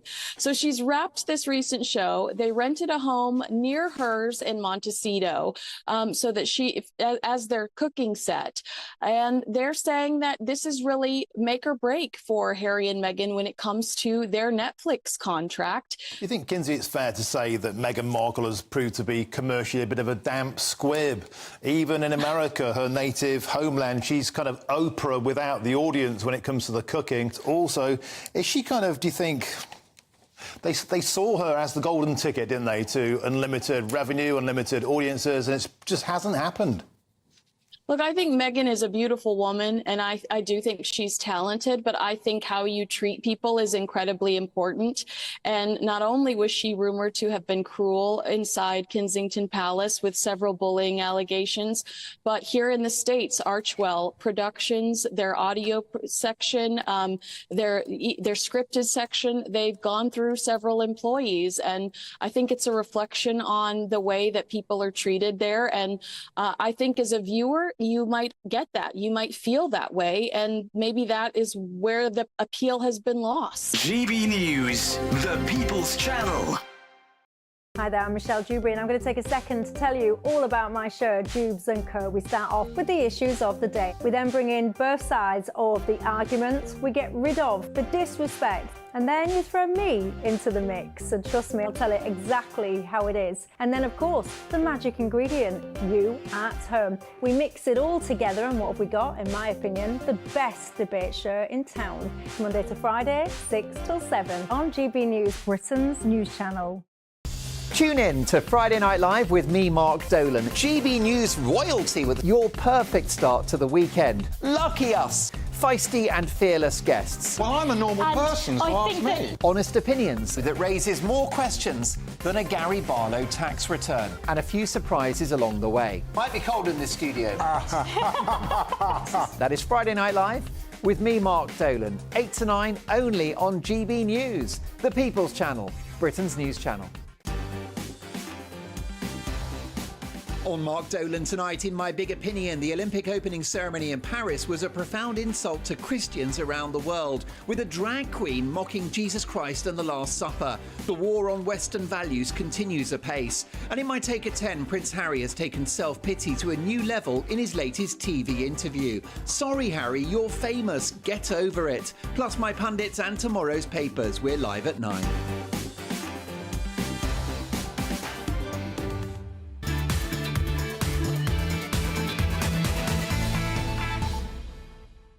Welcome back to the Saturday Five. As always, thank you very much for your emails about tonight's topics. New boy James is making some friends. Julia says, to try and compare Just Stop Oil antics to road repairers is off the scale pathetic. I think he likes to be contrarian for the sake of it. But Karen says, loving James, spot on tonight. The Just Stop Oil protesters got longer in jail than some violent criminals. Yes. Which is ridiculous. Absolutely. And Grumpy Grandad says, what's that saying? He's talking about a different topic. You'll be able to guess which. What's that saying? If you've got it, flaunt it. It's up to them what they want to do with their bodies. Personally, you would think they would have more self-respect, but let them crack on with it. Yeah. No, give the public what they want. Give the public what they want. Right, now it's time for tonight's main event. After a gay pride event supposedly made a mockery of Reform UK leader Nigel Farage, Chesterfield Pride organisers Stand Up to Racism created a milkshake game at their event.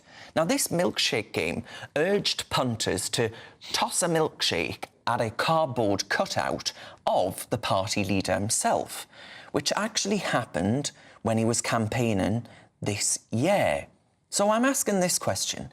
Did that game go too far, or was it just a harmless bit of fun? Alex Armstrong and James Farr have seriously differing views on this one. No milkshakes will be involved, though. Seconds out, it's round one. Alex, lead the way. Well, look, we've just had an attempted assassination of a president a matter of weeks ago.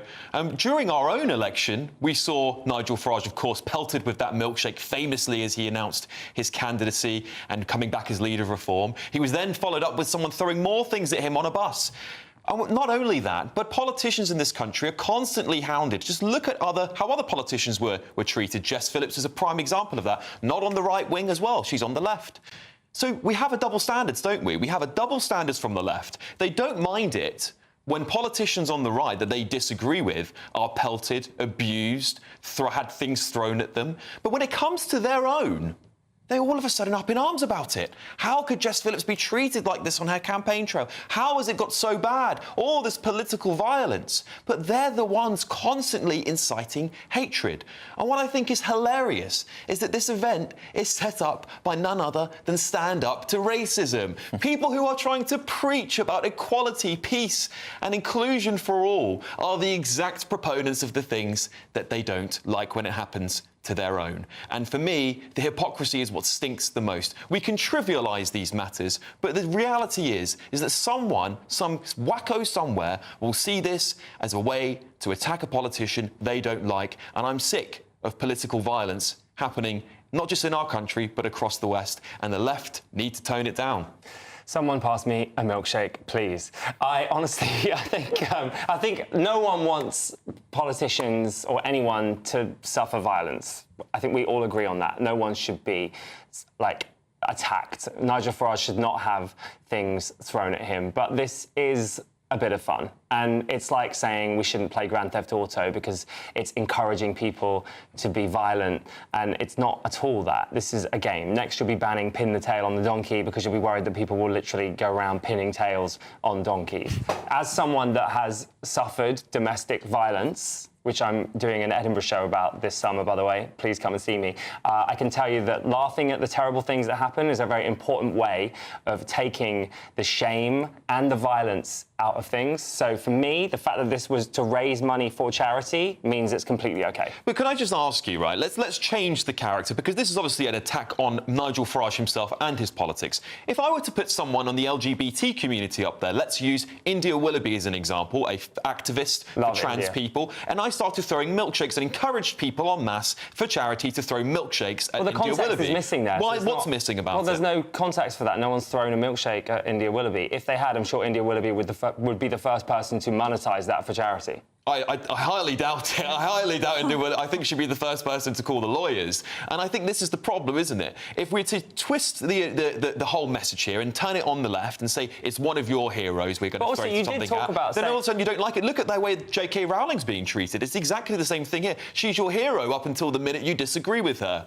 Listen, I don't think J.K. Rowling should be treated like that either. I think we should call it. I think sometimes people on the left and the right go way too far, especially when it comes to throwing things or turning up at their house. Like, that's not OK for anyone. But we have to look at where these conversations start, right? Nigel Farage has said a lot of incendiary things, and he has provoked a response. But so have many characters on the left, frankly. Absolutely. India Willoughby has said many things. Absolutely, and they also receive a lot of hate. I receive a lot of hate because I'm provoking people on the right. OK. Now, I wonder then, James, if I believe that Diane Abbott has said some very offensive things throughout her long career, if I set up a picture, cardboard cutout of Diane Abbott and start throwing milkshakes at it and encourage people to come along and throw milkshakes at it too, would you be OK with that? I just think it would be a bizarre thing to do because she's, like, I don't understand the context. If it was like, come and sit with Diane Abbott on the tube and have a mojito, I kind of get it. Like, that's something... But she said as incendiary things as Nigel Farage, and you just use that as justification. I never justified throwing something at Nigel Farage. The cardboard cutout of Nigel Farage. It's taking the mickey out of something that wasn't OK. And I think sometimes that is, like, a good way of diffusing toxic behaviour. So then how's it not toxic behaviour to throw at a cardboard cutout of Diane Abbott? Well, I never said it wouldn't be, but I don't understand why you'd want to do that, because she's not had a milkshake thrown at her.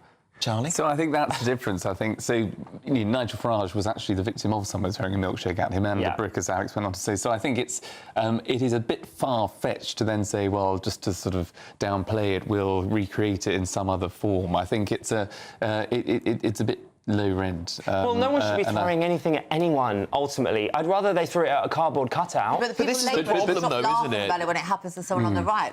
Yeah. Because this has happened to him in real life. Yes. I think it's the idea that then they've tried to recreate it several times. I think that's where it becomes slightly more sort of sinister and slightly more sort of on the negative rather than just a bit of fun. I mean, it must be terrifying. Well, Wayne says, oh, right, make a joke out of throwing liquids at people. All very funny until someone uses acid or some other dangerous liquid instead of milk or whatever it is. Anyone throwing liquid at someone should be charged, and if found guilty, well, given a sentence. The problem is this is normalising it, right? You're by making fun of it, you're normalising it, saying this is OK. We endorse doing this, and that's my problem with it. And if it were if it were like on the protests today, if they'd set up stalls for Diane Abbott, as you said, and people started throwing milkshakes at it, people would say you're racists, and that's the problem with this hypocrisy we have. And I don't think anyone should ever suffer political violence. I don't think anyone should ever encourage political violence. And I think the worst offender of it all here is that it comes up from a charity called Stand Up to Racism.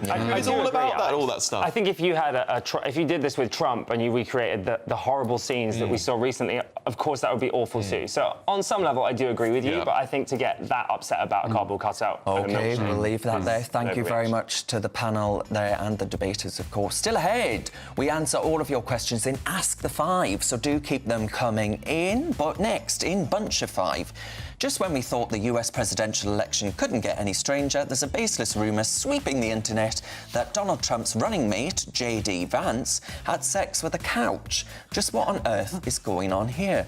You're with the Saturday Five, live on GB News.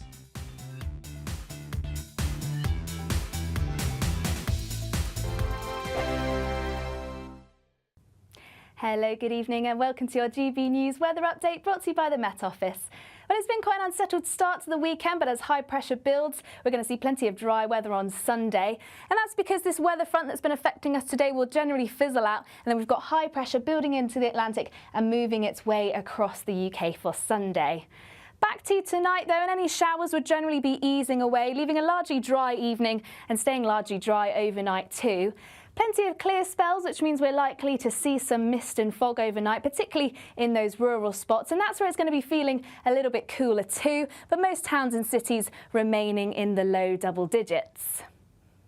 So to start on Sunday morning, then there should be plenty of bright sunshine around. But as I say, there will be spots of mist and fog around, particularly in rural spots across Devon and Cornwall and rural parts of Wales, but plenty of bright sunshine elsewhere. And it's going to be a fairly mild night too, which means it's going to be quite a warm start to Sunday as well.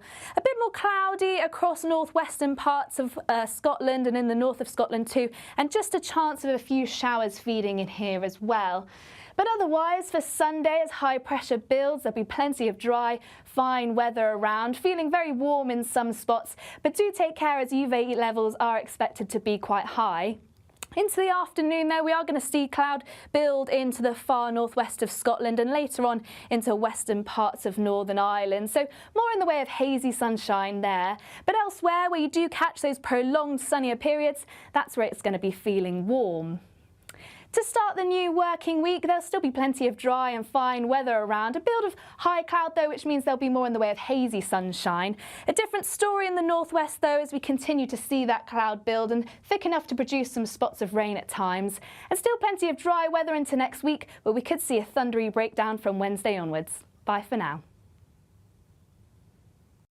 Mark Dolan tonight is your weekend dose of news, debate and entertainment.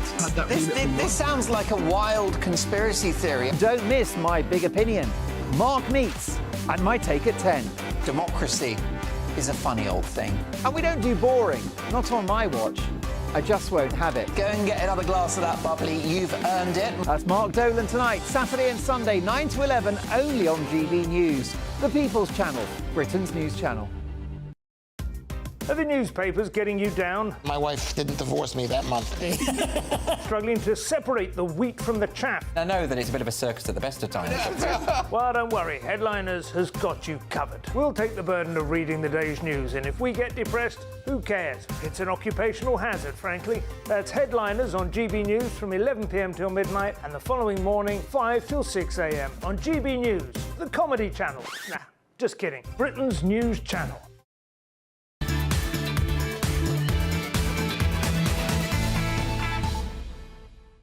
Welcome back to the Saturday 5. They're testing my patience in here, I'll tell you that. The verdicts are coming in for our Saturday scrap. Alex Armstrong just took on James Barr, of course, regarding the toss of Milkshake at Farage game. Now, Mark says it is just a bit of fun. Violence against politicians is totally wrong, but this is just a game. Colin says it creates a mindset and makes people feel it's acceptable. And Paula, you wanted to say something about I just want to say, about horses, because I'm a horse lover, and I don't want people to think that I think all people that do dressage are cruel to their horses. I know 99.9% of people are wonderful for their horses. I just worry now in Olympic sports, they're giving points to the riders that are doing very difficult moves on the horses. So it's making the trainers have to be cruel sometimes. I'm not talking about when people do dressage in the yards in England. Okie dokie, thank you for that. Right, now it's time for this.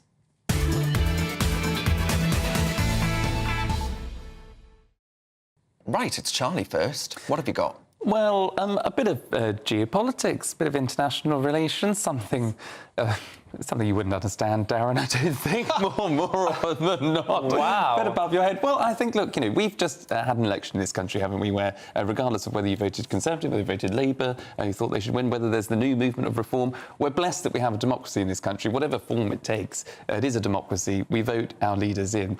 Over the weekend, tomorrow, Venezuela will go to the polls, and we'll have to wait and see whether the current president, President Maduro, hangs on, someone that is very, very down in the polls. And it's been a dictatorship, frankly.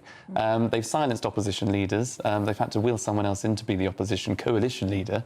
And we'll have to just wait and see. But I think it is just worth sort of noting that when you will see violence probably in the streets when the result is announced, that we are blessed to have the democracy that we have in this country. Well, I do agree with that, but I do think our system could be fairer, and I do think when we look at how PR would have translated in this country in the last election,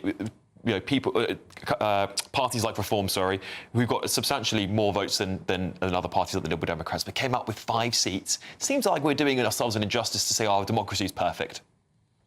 Well, I didn't say it was perfect, but I don't think... Well, it's better than Venezuela. We can agree on that, Charlie. But I don't think PR is the way forward. We can certainly agree on that. But yes, I do want... PR brings lots of problems around the world because most people have PR and it's very hard to form a government and it can be actually worse. Well, you know what happened in Venezuela? They all said, oh, goody, goody, wouldn't it be a good idea to vote in some socialist nut jobs?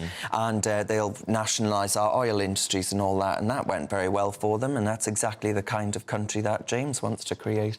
Is it? No. I do think it's... so you do know geopolitics. Look at you. Oh, yes, I know. I used to work at an economic think I think it's pretty scary, because Trump just said, didn't he, that you don't have to vote next time, it'll be fixed. That's an exact quote. That's quite scary, and that rings true in Venezuela, to be honest. It's sort of the same vibe. Right, and Paula, the president said, yes, by hook or by crook, he will win again. So let's see. Hi, OK, I'm going to speak about Labour hypocrisy. Happens all the time.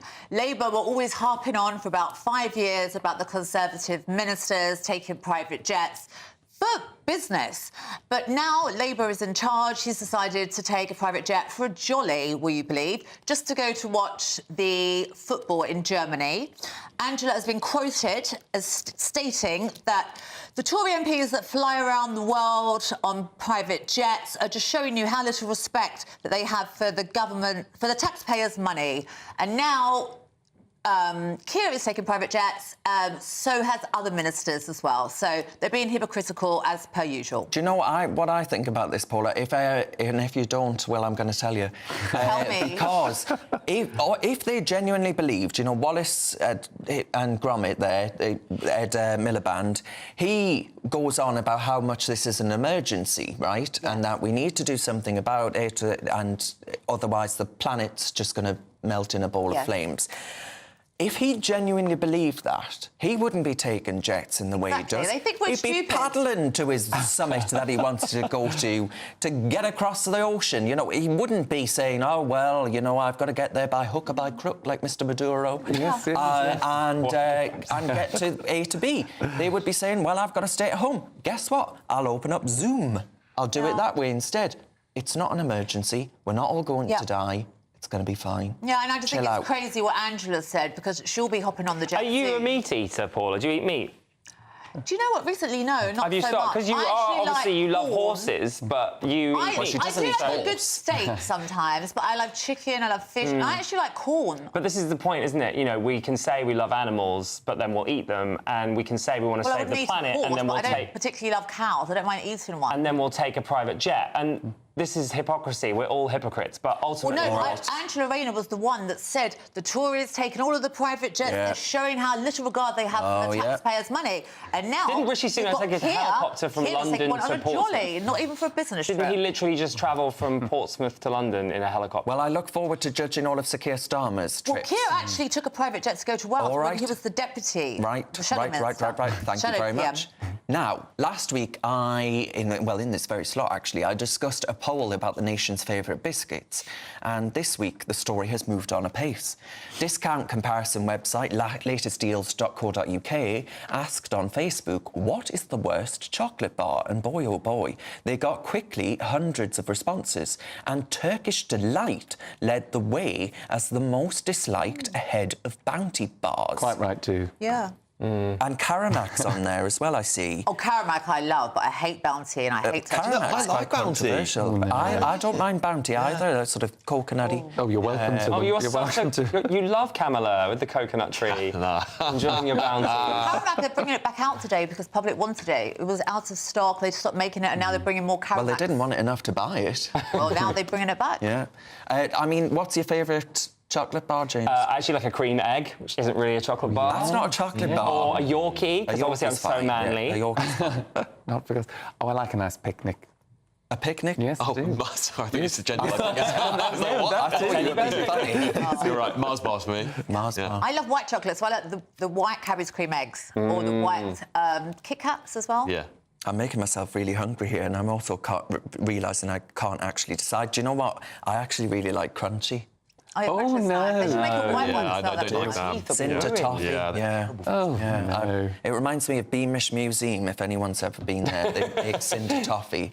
I've been. Alex, what have you got? I think I'll pass. Yeah, so there's been an interesting debate happening in America about free speech, and now that debate is spilling over to social media. And I'm asking the question, should politicians be allowed to block the public online? And so this actual topic has gone all the way to the Supreme Court in America because people were complaining that Trump was blocking them during his presidency all the way back in the early 2020s. So I don't know where I stand on this, but I feel quite strongly that if you're a public official, you should not be able to block members of the public. You must receive your due course from the public. You must receive whatever abuse it is. That's how it is. That's how I think public discourse should be. And blocking people who haven't done anything nefarious other than to call you out on nonsense. I mean, Sadiq Khan is a prime example of this, but I'm not saying he blocks people, but he locks down his comments, so only people that he follows or likes can comment on him, which makes him look as good as gold. And I hate that. I had to mute him because his account really annoyed me. Well, you can definitely mute him, but you're not a publicly elected official. Yeah. What do you think, Charlie? Would you block someone if you were a minister one day? I'm afraid I would. I would do it quite willingly, I should imagine.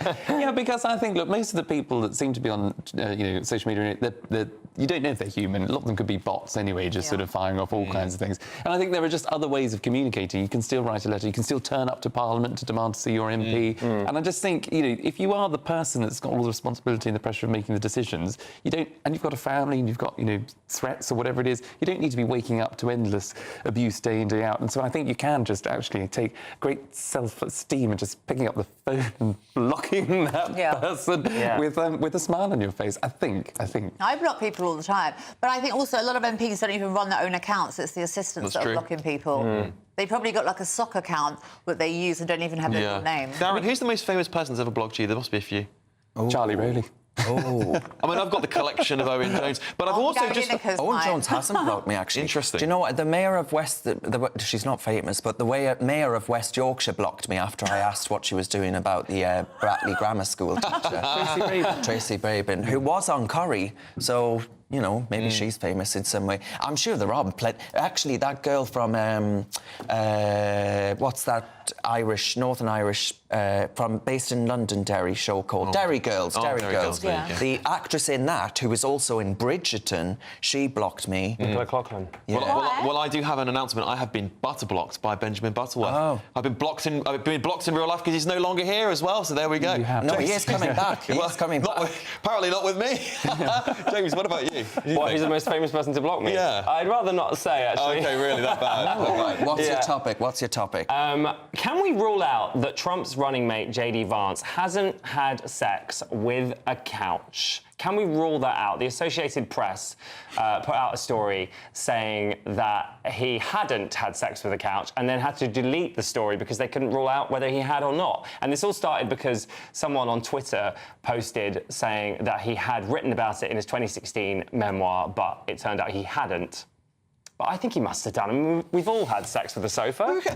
Where do these to make up? Where do these rumours come from? The internet are full of absolute loons. I mean, there are loads of stories about me that are categorically untrue. And they end up on the internet. And if you say, well, that's not true, people don't believe you. Yeah. So what's J.D. Vance meant to do?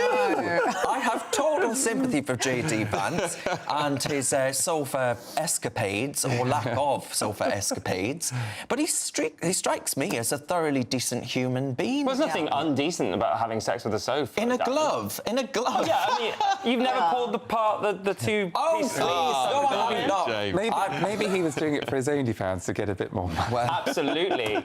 What a great idea. Yeah, don't pay politicians enough. Is that It must be embarrassing because that will stick around. If it's true or not, people always think that. Well, again, he has to own it. He has to take a picture with his sofa, get out there, and just own it. Couch cruising. Right. Well, Mr. J.D. Vance will be hoping that all of his voters, the American voters, get off their couch and cast their votes. Nice. Right, still ahead. We'll answer all of I tried to be a little bit wholesome there. We'll answer all of your questions in Ask the Five. No topics are off limits. I wonder what, treats you've got in store for us this week. You're with the Saturday Five, live on GB News. In the GB newsroom, we bring you the news as it happens. With our team of dedicated journalists across the UK, GB News brings you accurate reporting of the day's topical agenda. When the news breaks, wherever and whenever it's happening, we'll be there. This is GB News. The People's Channel, Britain's news channel. Nana Queer, weekends from 3 p.m. Oh no, just when I thought it was safe, here we go round again. The target this time is one of the most recognisable landmarks in London. Standing at 176 feet tall, the Albert Memorial was commissioned by Queen Victoria in 1862 to honour her late husband, Prince Albert, and was built 10 years later, a year and a century before I was born. Now, situated in Hyde Park, the monument depicts a gold statue of the Prince, alongside 4 groups of large statues which represent the 4 continents of the world: Asia, America, Africa and Europe. Now, the statues representing Asia include a woman on an elephant. America is represented by a Native American with a bison. Africa shows a woman riding a camel, and there's a white European woman reading a book to a black African tribesman. Now, the Royal Park's website claims that these statues draw on racial stereotypes. The Royal Parks, who manage parks in London, deemed it as highly offensive because it reflects a Victorian view of the world. Of course, it reflects a Victorian view of the world. It was built in the Victorian era by request of Queen Victoria. Shock, horror. And it only reflects this view, if you even know what that is. Why would this be offensive? Surely you could at least appreciate the fact and the feat of this artwork, which is quite impressive, even now. Daily Mail journalist Robert Hardman went on a tour of those incredible tunnels, and he said it goes on and on like the catacombs until you realise that you're actually going round and round a series of concentric circles. This is a monument in itself to the technical rigour and pride which went into the Victorian engineering. Exactly. GB News, the People's Channel. Sunday nights on GB News. From 6, Neil Oliver. At 7, it's Free Speech Nation with Andrew Doyle. At 9, Mark Dolan. And at 11, get set for the week ahead with headliners. Tomorrow's papers tonight. GB News, the People's Channel, Britain's news channel. Join me, Nana Queer, for an informative, interactive news programme with a difference. It's fun. It's true. You're not wrong. No one will be cancelled. Lovely. Join me from 3 p.m. every weekend, only on GB News, Britain's news channel.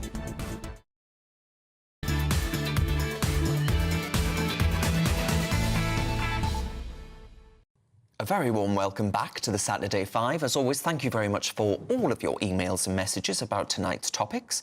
Speaking of which, though, it's time for this.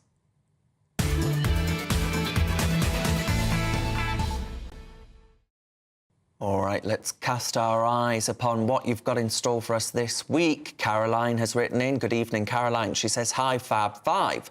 I want a nice, fun, blockbuster-type movie to watch with the kids tomorrow. Any recommendations? Oh. I have no Blockbuster. For kids. It's the new... What age is the new Twister film? I loved that when I was a kid, and they've released No, don't watch one. that. It's woke. Oh, is it woke? How Really, can it be it's meant to be woke? really woke. It's bombed in the American box. I don't know, but maybe the Twisters have changed their identity. I don't know. Maybe they're... Maybe they've changed genders. Well, there are more than one of them. They're cyclones. They are now, they, them. Director is telling me that they're cyclones, actually, you uneducated twit. I'd go for family shows. I'd go for The Out of Towners with Goldie Hawn and Steve Martin. It's very old. Well, there's an older version, but it's Goldie Hawn and Steve... that does not sound like a blockbuster movie. No, it is. Or Anger Management with Adam... I think it's Adam Sandler. I'd go for the Taylor Swift Eras tour, actually. I think that's a pretty big movie. Well, they didn't ask for a music a gig. She wanted a comedy, didn't she? Blockbuster. With the There's family. not really big blockbusters out at the moment, I don't think. No, this is the problem with the cinema these days. There's just not a lot of great stuff out anymore, is there? But it's from any era. She didn't specify that's out at the minute.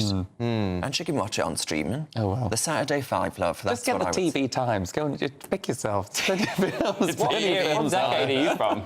All right. We've got this in from Gareth. Gareth says, hi, gang. We can forget the Olympic opening ceremony now and move on to the events. What will you be watching over the next 2 weeks? Well, if the opening ceremony was anything to go by, not a lot is the answer to that, Gareth, to be perfectly honest. Paula, I'll be watching dressage? track and field. I used to do 100 metres. I was at the London Youth Games, actually, and 70-metre hurdles, so I love track and field. I'll be watching that. Right. Charlie? Yeah, no, the athletics, I think, is always a one to watch, but the diving as well, that does... I think gymnastics. Gets the nation going. Gets the nation going. Gold. I would We're have going joined for the rugby gold. today, actually, just a little bit of the rugby before I came into the studio, so definitely be watching that. And I do love the Olympic tennis as well for some reason. It's just great to have Wimbledon back-to-back with that. And I am really excited about the breakdancing because I think it's its first ever year to be in the Olympics. Oh, right. We've got this in from Jenny. Jenny says, hi, everyone. Great to see James on the show. How much did you pay, Jenny? What a rip-off. The average price for takeaway fish and chips is now just under a tenner. How much would you pay for bang average fish supper? Well, there's quite a posh one near me in, like, South Shields, I think it is. I've never been yet, but it's always got queues outside the door. Absolutely desperate to get in.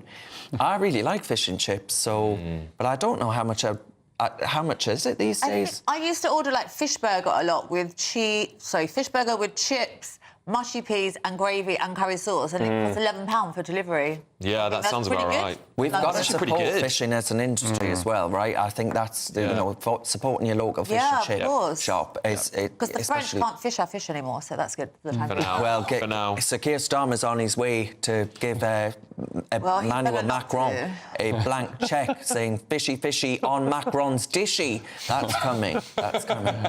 How much would you be willing? You're very tight. Am I really? Yeah. You know what?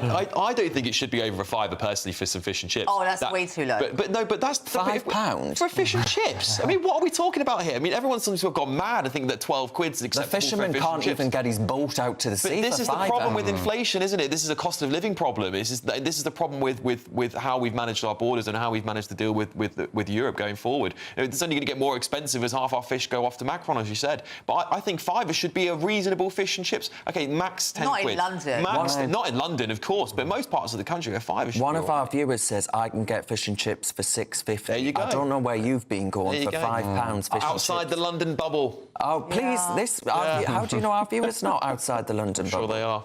Now, Reasonable James, people of how outside much London. would you pay? I think I'm in the same region as our viewer there, between 5 and 10, but I'd hope no more than £7.50. Okie dokie. Thank you very much to a wonderful quartet of champions tonight. Charlie Rowley, Paula London, Alex Armstrong and James Barr. Alex says, James is deluded. Please come back, Butterworth. Oh, there we are. Next up, it's the brilliant Leo Kearse with the Saturday Night Showdown. Cheers for watching. We'll see you next week.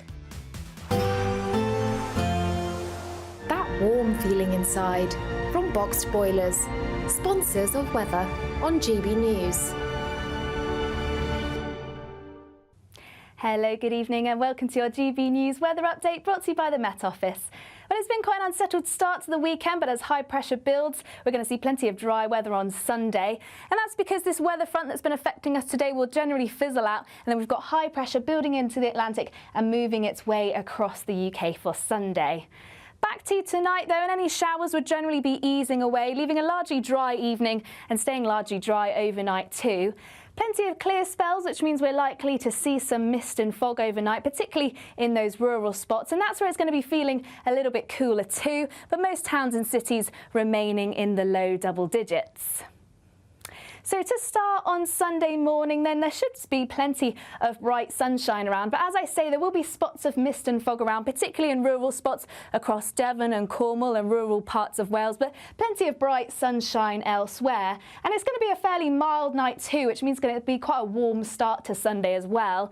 A bit more cloudy across northwestern parts of Scotland and in the north of Scotland too, and just a chance of a few showers feeding in here as well.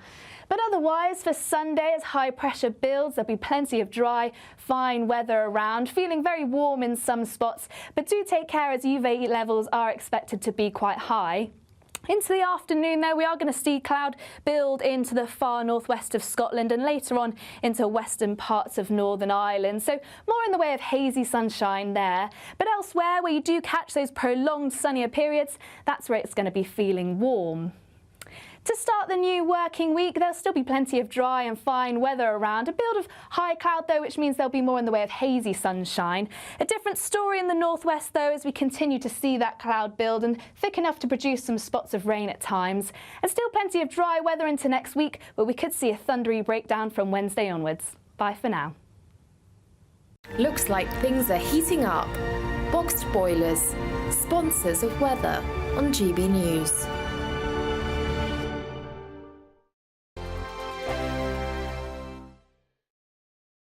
You really could become the next big Great British Giveaway winner, with your chance to win £30,000 in tax-free cash to spend on anything you like. Listen to what some of our previous winners have to say about winning big with us. On the day that I got the money in the bank account, everything just seemed a lot sunnier. But I do have something to spend it on. Just go for it. It's an absolute must. Thank you, GB News. Amazing feeling to win. For another chance to win £30,000 in tax-free cash, text cash to 63232. Text costs £2 plus one standard network rate message. You can enter online at gbnews.com/win. Entries cost £2, or post your name and number to GB07 PO Box 8690 Derby DE1 9TT. UK only. Entrance must be 18 or over. Lines close at 5 p.m. on the 30th of August. Please check the closing time if listening or watching on demand. Good luck. Mark Dolan tonight is your weekend dose of news, debate and entertainment. This sounds like a wild conspiracy theory. Don't miss My Big Opinion, Mark Meets, and My Take at 10. Democracy is a funny old thing. And we don't do boring, not on my watch.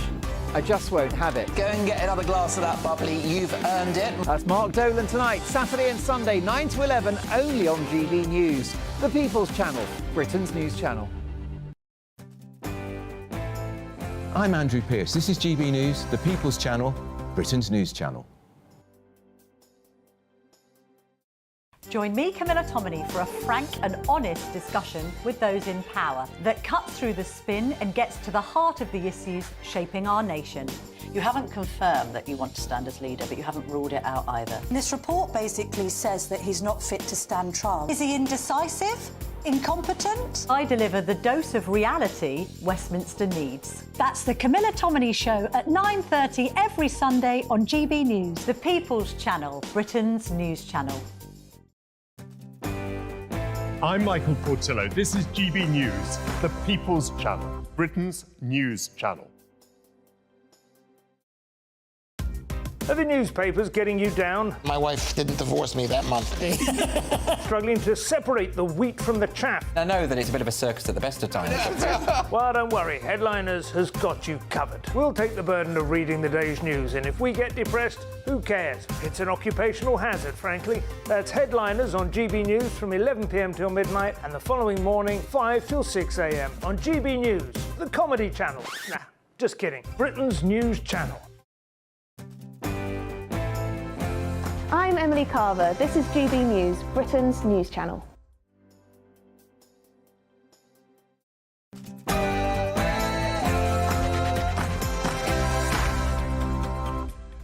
Hello there, coming up in the Saturday Night Showdown. The Olympics opening ceremony caused a stir for all the wrong reasons, with a bearded drag queen, a non-binary smurf, and a woman so fat she made it look like the Azembic Games. Not the Olympic Games. We'll be openly mocking French people in just a moment.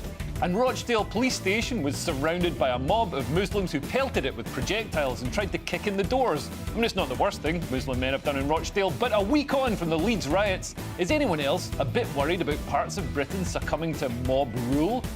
And what do diversity departments do? Every organisation has one, and they claim they provide inclusivity so that everyone is included. But we've got a shocking interview with a diversity leader who admits to open racism and gets a round of applause for it. Why do I never get that? This is your Saturday Night Showdown.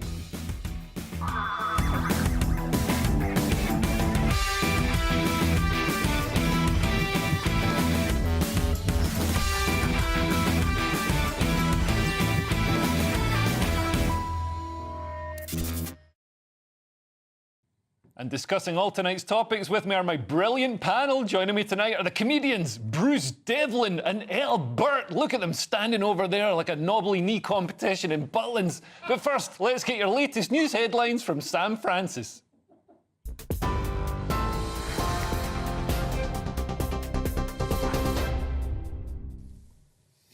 Leo, thank you very much and good evening to you. It is just coming up to 2 minutes past 8 and we'll start this hour with just some breaking lines coming to us. That new video has emerged which is believed to capture the lead up to the moment a now suspended police officer kicked and stamped on a man at Manchester Airport. If you're watching on television, you can see here that latest video that has been obtained exclusively by Manchester Evening News. It's been released as police are attempting to pinpoint the events leading up to the separate and widely shared video which has sparked protests since that other video emerged on social media of the incident involving the now suspended police officer. The force are appealing for witnesses to a confrontation on a Qatar Airways flight or Terminal 2's baggage hall at Manchester Airport. And the force also want information about a fight that reportedly took place at a Starbucks coffee shop and then the assault of 3 officers at the airport's car park. That video just coming into us in the last few minutes. In other news, thousands of people have gathered in central London today for a rally led by Tommy Robinson. They marched through the city with chants of "We want our country back." And posting on social media ahead of the event, Mr Robinson claimed it would be the biggest patriotic rally the UK has ever seen. Around 1,000 police officers were on the streets to keep the peace. And those officers are using powers under the Public Order Act to keep opposing groups apart. With a number of other demonstrations also being held in the capital today, police were forced to remove a number of people from that Tommy Robinson rally, including a man holding a Palestinian flag. Protests by Stand Up to Racism and Jeremy Corbyn's Peace and Justice Project are being supported by the Trade Union Congress, Stop the War Coalition and Unite Against Fascism. Well, turning to the latest from the Olympics, and Team GB are already on the medal board on the opening day of competition at the Games in Paris. Cyclist Anna Henderson's bagged silver in the women's individual time trial, but sadly Josh Tarling missed out on a podium spot in the men's event due to a puncture. Kicking off the medal collection earlier, divers Yasmin Harper and Scarlett Jensen secured a bronze. And tonight, hopes are high for swimmer Adam Peaty. He's through to the men's 100-metre breaststroke semi-finals. However, rain did stop Britain's tennis players getting some of their singles matches underway. In other news, the number of migrants who've illegally crossed the English Channel this year has now passed 16,000 people. Around 350 were intercepted today, with 80 being rescued from a sinking inflatable. A French border vessel had been escorting the overcrowded boat into UK waters when it began rapidly deflating. The new Labour government's vowing to smash the smuggling gangs and is setting up a border security command to tackle the crisis. Turning to the US, and the FBI has U-turned over claims that Donald Trump may not have been hit by a bullet at a rally in Pennsylvania. It comes after FBI Director Christopher Wray told lawmakers the former president's injury could have been caused by glass. But that's been denied by former White House doctor Ronnie Jackson, who's described those comments as wrong and inappropriate. And the FBI has now issued its own statement confirming Trump was indeed struck by a bullet, though they say it could have been whole or fragmented into smaller pieces. Well, meanwhile, in the US, in Israel, an airstrike has hit a school in Gaza in the central area of the region, killing 30 people and wounding at least 100 others. The focus, we understand, was on a girls' school in the area, packed with displaced families. Israel says, though, it was attacking a Hamas command centre embedded inside the school and claims civilians were warned ahead of the strike. However, experts in the US suggest the bombing didn't stop there. And staying in the Middle East, at least 10 people, mostly children, have been killed in a rocket attack tonight in the Israeli-occupied Golan Heights. This video just into us.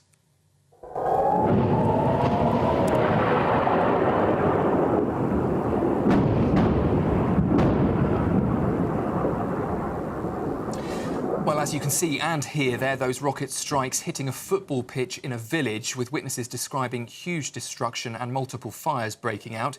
Israel's spokesman, Rear Admiral Daniel Hagari, has claimed Lebanese militants are to blame.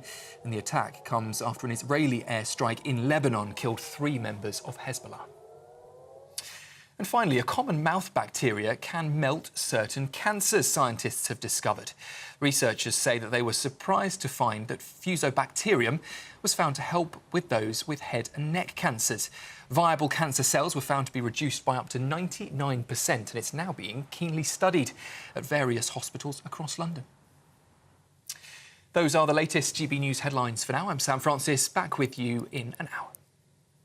For the very latest GB News direct to your smartphone, sign up to News Alerts by scanning the QR code or go to gbnews.com/alerts.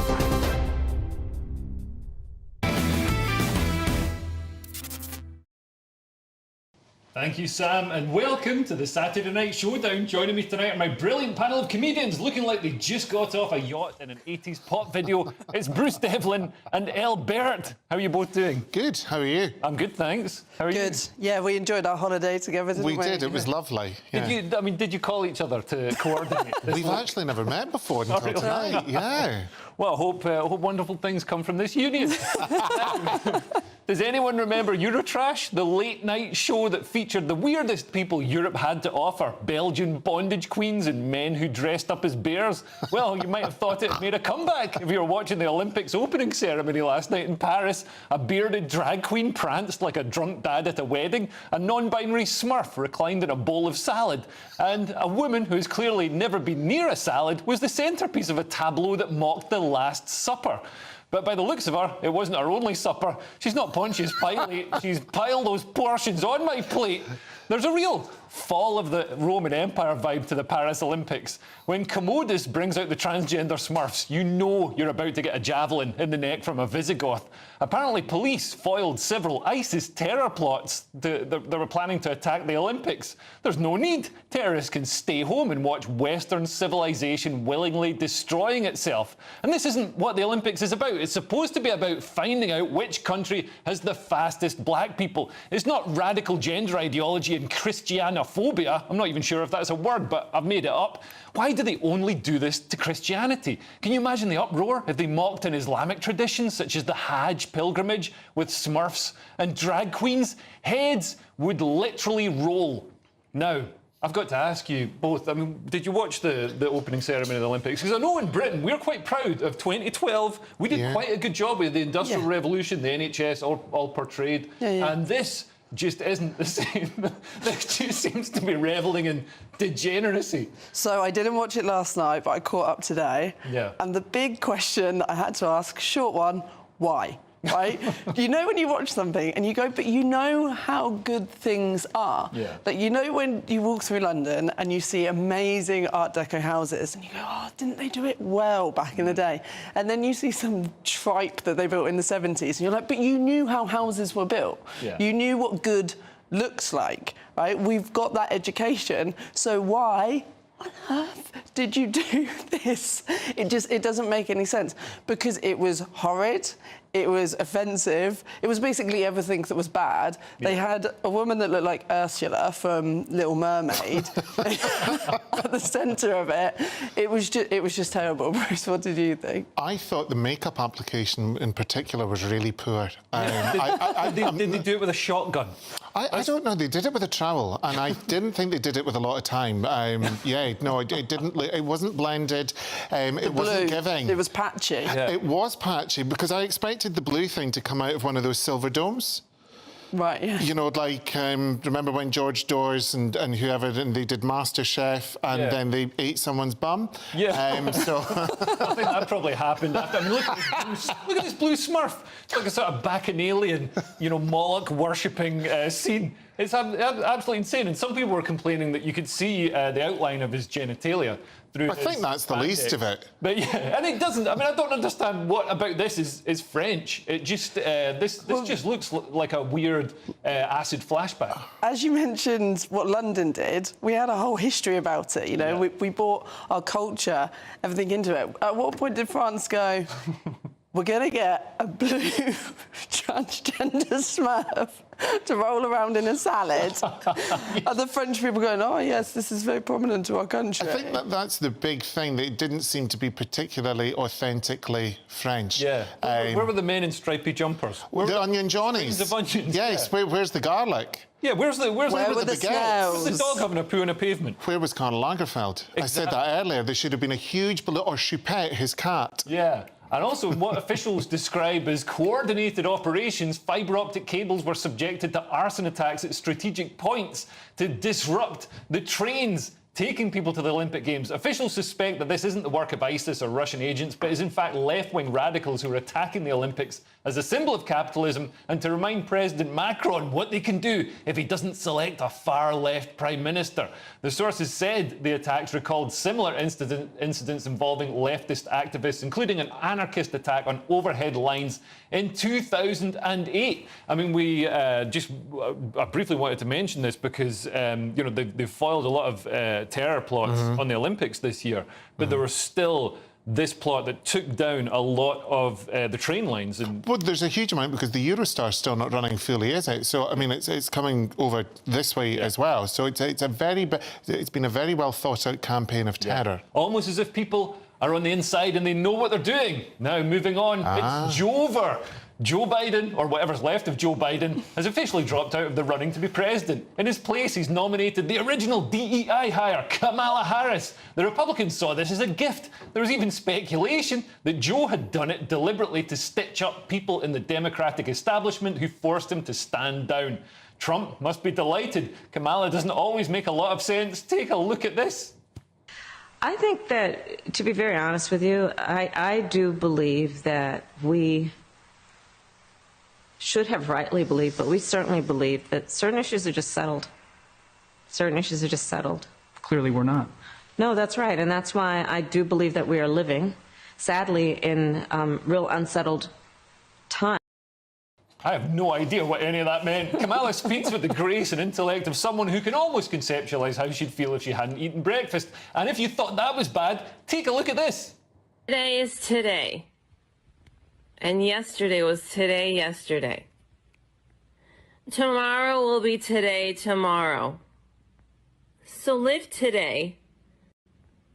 So the future today will be as the past today. I don't think I've ever been that drunk, and I'm Scottish. And if you think America's foreign policy is going to be in good hands, think again. Listen to this. Ukraine is a country in Europe. It exists next to another country called Russia. Russia is a bigger country. Russia is a powerful country. Russia decided to invade a smaller country called Ukraine. So basically, that's wrong. I mean, if she was explaining the situation to Diane Abbott or a 7-year-old, that would maybe be acceptable. I mean, Joe was useless, but Kamala is useless and screechy and does this horrendous laugh at inappropriate moments like Dr. Hubbard from The Simpsons if he was a wine mom. She got where she is by taking the knee for BLM and taking both knees for Willie Brown. That's not a racial euphemism, by the way. He was a mayor. She was also Montel Williams' side piece for a while, but her record in office is dismal. As former Attorney General of California, she oversaw the decline of cities such as San Francisco into degeneracy, drugs, homelessness. I can't even talk now. I'm catching the Kamala bug. And crime. She's the original DEI hire. Her own campaign to become the Democrat presidential nominee in 2019 crashed early as policies such as rent subsidies and banning fracking were too far left even for the Democrats. But Joe Biden hired her as VP anyway because she's a black woman after he received a letter from prominent leftists demanding that a black woman be hired. Not that he should hire the best person, but just hire a black woman. And as his vice president, she's partly responsible for his dismal record of overspending, inflation, soaring crime, and 8 million migrant encounters nationwide. Now, I mean, what do you make of Kamala stepping into Joe Biden's boots? It's interesting watching that because it reminds me of a thing with Patricia Routledge called Ladies of Lavender, in which there is a scene where she goes, "Thank you for your thank you note, thanking me for my thank you letter." So it just seems to be like guff on a loop. I don't know if it's AI. I mean, I make more sense on headliners, and as anyone that watches that show, I know nothing. But even I wouldn't make some of those mistakes. But I will say she looks great for her age and the hair is shiny. She is, I mean, she's, what, 59, 60? Yeah. I'm not too sure. But genuinely, when I saw those, I thought they were parodies. Yeah. Like, I thought AI had just botched them together and been like, oh, this would be funny. No, she really does drink that much. I know, it's so, like, I've had that conversation with two kinds of people, 5-year-olds and the guy that didn't pass the doobie at the house party and kept it all to himself and then came back and was like, I've got a thing, yesterday was today, yesterday, and you're like, what's... I mean, where are you going with this? It's pretty incredible that she can seem lucid and competent next to Joe Biden. But do you think it's going to help Trump, or do you think Trump is going to have trouble running against her? Well, I don't know, because has she not challenged Trump to having a debate and he said no because he cited instability within their camp, which is going something if you're Trump. Because he's saying that, you know, she might not be the candidate post the Democratic convention. So I have said this repeatedly, and there is a point to this. I was watching Lorraine the other day, and there is a woman that reads asparagus. And the woman... No, honestly, Lorraine wasn't presenting. It was She said it was going to be a woman. She said it was going to be a woman, but it's going to be Michelle. No way. It kept coming up with M. So although the Obamas have taken a wee bit of time, I think, to endorse Kamala, I'm not necessarily sure. But then we were speaking about it earlier, and some people think that not this time around, but maybe the next presidential thing, Michelle will come in. But, you know, it's what the asparagus says. We are basing all of this on asparagus. Trust in the asparagus. Well, coming up, we will assess the week's heroes and villains, and I'll show you what happens next when this lad climbs onto his bunk bed to see the undoubtedly painful result. Stay with us.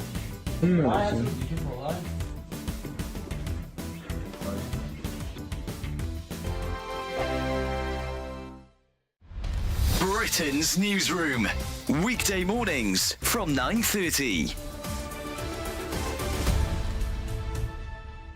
Your mother's story is, if you don't mind me saying, quite tragic. It touched me when I was reading it this morning, Myra, because she has now passed away and she hasn't been here to see kind of justice served, has she? That's correct. She she died not knowing that she was correct, that Horizon was a flawed system. And Myra, when you saw, I don't know whether you saw much of Sir Ed Davey during the election campaign, going down water slides, bungee jumping and bouncing around on sort of inflatables. Knowing that he played such a significant role in that difficult period of time with your mum, how did you react to those images? I'm of the opinion that basically they're all as culpable as each other over all of the years. So I think basically every party had its failings. We knew Horizon was wrong, but nobody would believe us. Even the Postmasters Federation didn't help. They ended up speaking to my mother like she was a thief. Are you still angry? And what do you want to see from Sir Ed Davey today? Angry, yes, very angry. I've been furious throughout. Sir Ed Davey today, I know he will apologise. He's already done it. If he means what he says, he'll carry on campaigning to try and get proper redress from the compensation schemes, from the thousands of us who still don't have our money. I was made an offer. The £70,000 that went missing, that they stole from us, they offered me 50 because that's all they could find in their records. The People's Channel. Sunday nights on GB News. From 6, Neil Oliver. At 7, it's Free Speech Nation with Andrew Doyle. At 9, Mark Dolan. And at 11, get set for the week ahead with headliners. Tomorrow's papers tonight. GB News, the People's Channel, Britain's news channel. Join me, Nana Okoye, for an informative, interactive news programme with a difference. It's fun. It's true. You're not wrong. No one will be cancelled. Lovely. Join me from 3 p.m. every weekend, only on GB News, Britain's news channel. I'm Christopher Hope. From pop stars to politicians, I'll interview anybody in a pub who's got a political opinion. Join me every Friday on Spotify, Apple Podcasts, YouTube or gbnews.com, or wherever you get your podcasts. This is GB News, the People's Channel.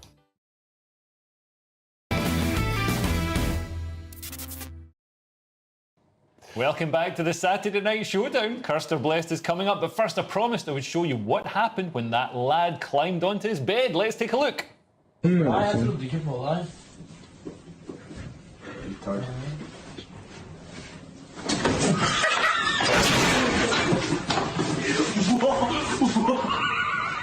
That's a classic prank. His mates have obviously removed the spars. The spars. That's what they're called. Yeah, you know that. You've been in prison. Yes, no, I was just away to say it reminds me of Juvie, where I really came into my own. I ran that place. Yeah, you've still got the shorts. It's now time to go through the winners and losers of the week. Now, can we trust climate scientists? They insist that July has seen record hot temperatures. Don't they know we can go outside and experience temperatures for ourselves? Never mind the hottest July on record. I'm not even sure it's the hottest July this year. Can we trust their figures, though? The Daily Sceptic blog questioned a record high temperature measured by the runway, measured next to the runway at RAF Coningsby on the afternoon of July the 19th. It jumped and then dropped significantly over a few minutes with no apparent change in weather conditions to explain it. Now, could this change in temperature have come actually from RAF planes using the runway? Other climate questioners have said that global temperatures appear to be rising faster than they are because of increased urbanisation, which is raising the temperature around weather stations. I'd say the climate scientists could be gaslighting us, but gaslight would generate some sort of heat and CO2. I mean, hottest July. I'm not believing that for a moment. We've had about 2 days where you can get a tan. This is the second day I've put my shorts on. I'm making the most of it. I think we've both should the same, apart from our yachting holiday. Well, clearly. It's not hot. It's not hot at all. I know when it's hot because I tan. And I've not been on my balcony once. I just don't think it's worth it. Yeah. But yet we're being told it's getting hotter and hotter. I do think that, the climate is getting hotter. Yeah. But, I'm really ambivalent about the whole situation because they give us facts, but then there's lies, and then there's RAF doing things, and the Met get it wrong. So, I don't know, I just sit back and drink some Prosecco. And we've got the graph on the screen now that shows, so this is their measurements of how, this is global temperatures. They weren't just looking at, the green space outside my flat, but this is global temperatures, and it shows that July is apparently, peaking above all records. And you see the grey shows all the temperatures over the past years. I don't know, in my opinion, also, temperatures might be going up around the globe. It might be terrible for a lot of people, but we're Scottish. No. It's not going to be that bad for us. We'll just stop growing turnips, start growing grapes. We'll take a layer off. Well, I think we have taken a layer off, taps off. But no, I'd been in touch with Home today, and it is raining. So I don't believe it's necessarily got hotter. I do believe it's got wetter. And that is the whole point of living in Edinburgh and not living in Glasgow, is because you want away from the rain. But now they're becoming equidistant. But no, I'm in my shorts from May and through until September. Yeah. I don't care. But it's not been as hot as it was last year in London. Right. Because I'm carrying a little extra weight because I've rediscovered sourdough, and I've had no boob sweat today at all. And I walked through Hyde Park and I was as dry as a bone. Wow. Yeah. That's an impressive result for a Scotsman. We do have a response from the Met Office, who I believe said they've confirmed that they do believe that the process of measurement was correct. So the process of verifying Met Office records is a rigorous one, ensuring that all readings are collected are accurate. Part of this process is to ensure that our temperature records reflect the weather and climate at the time and have not been adversely influenced by other factors, such as loads of RAF Typhoons taking off on a runway right next to the weather station, which I think could have affected it. They say the scorching heat was not just confined to RAF Coningsby, nor was it the only weather station that recorded temperatures of 40 degrees C and above. So, they're the experts. Moving on, I'm sure we've all seen the shocking video apparently showing a police officer kicking a man in the head at Manchester Airport. I personally found it shocking to see the police tackling a suspect instead of dancing at a pride parade or arresting someone for a tweet. And before anyone starts crying about this poor innocent man who's getting kicked in the head, apparently he was part of a group who attacked a policewoman and broke her nose. Yeah, they've got lady police officers now. And isn't that, if you saw a woman being attacked and her nose being broken, wouldn't you think that man might deserve a bit of rough justice. But the context doesn't matter to some people. A crowd of Muslims gathered around Rochdale police station, pelting it with eggs and kicking the door. Let's have a look. Please report us!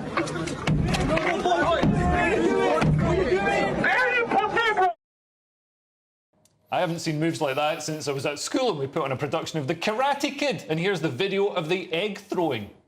Yeah, go on, lad. Just watch him, yeah, don't get him. Why is him the top one? You can't clean them. This is a week on. Did he just say you can't? You can't clean them. Get the top ones. Yeah, the top ones. You can't clean them. They can. They've got ladders. Anyway, this is a week on from the riots in Leeds, where police had to retreat because they had insufficient numbers. I mean, is nobody else concerned that parts of Britain are now under mob rule? I mean, I'm kind of concerned about this. As much as I find the mob quite hilarious with their ineffective kicking of doors and pelting of eggs. But why is it always foodstuffs? It's the same with the Just Stop Oil people. You know, in a cost of living crisis, people are wasting eggs in cans of soup, and it's like, get a grip. Yeah, there's good orange cornflour. I could make a good omelette out of that. Well, yeah. You think we could get all these protesters together and make some sort of full English breakfast? That is a show that I would watch. That is a good use of time. I think it's a good idea. We should pitch it. But on a serious note, as a woman that lives in London, I am a bit concerned about everything that's going on at the moment, because there was a point that I just felt safe. Like, I would go out at night, walk the streets, I'd be alone, you know, not on the street corners, not that kind of way. No. But, I felt safe and it was fine. Do you not know? No.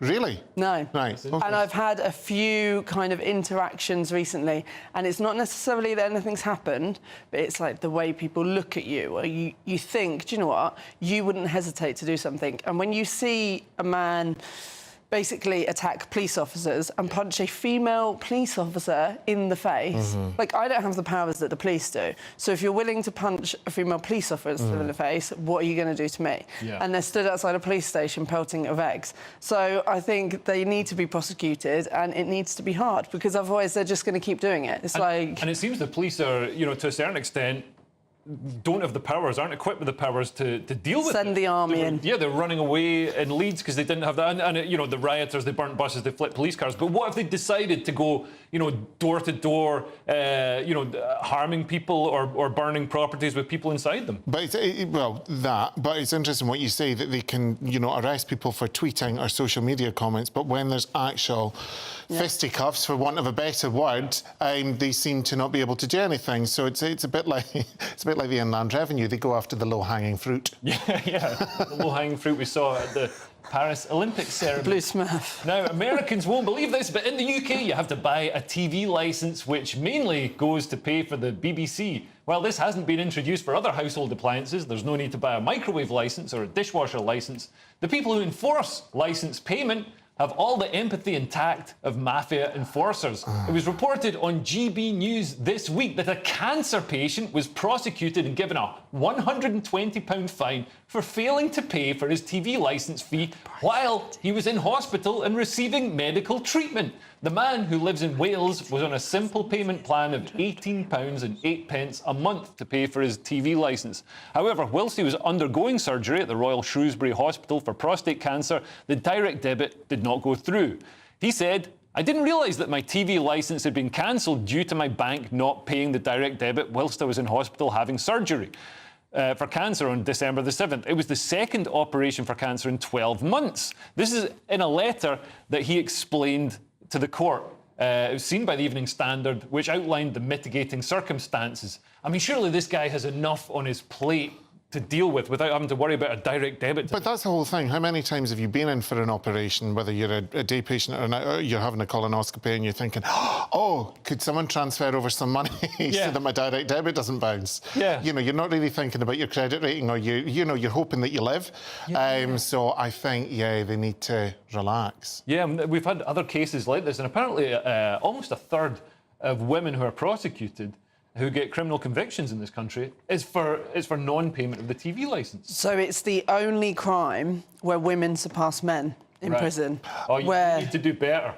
Women need to stop being... We're just not paying that TV licence, right? We don't care for it. But, do you know what? I think people should... I'm not against the TV licence. Do you know what? Like, the BBC, it serves a purpose. Like, I listen to the radio. There's lots of different things it does, OK? Fine. I've not really got an issue with paying it. What I do have an issue with is them being really forceful on people that either can't pay it or are in situations where they're in hospital and, you know, they've just forgot about things.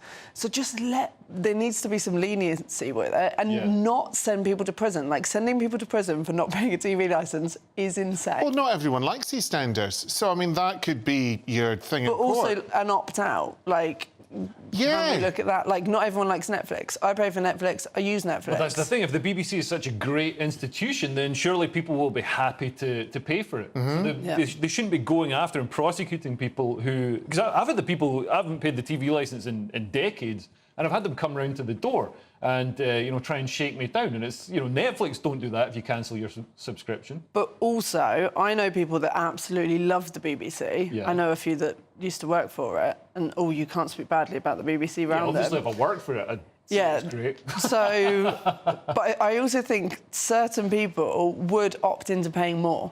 Right. You know, to cover the cost for people that can't. And if they open that up for an option, I think there's a lot of people that would do it. OK.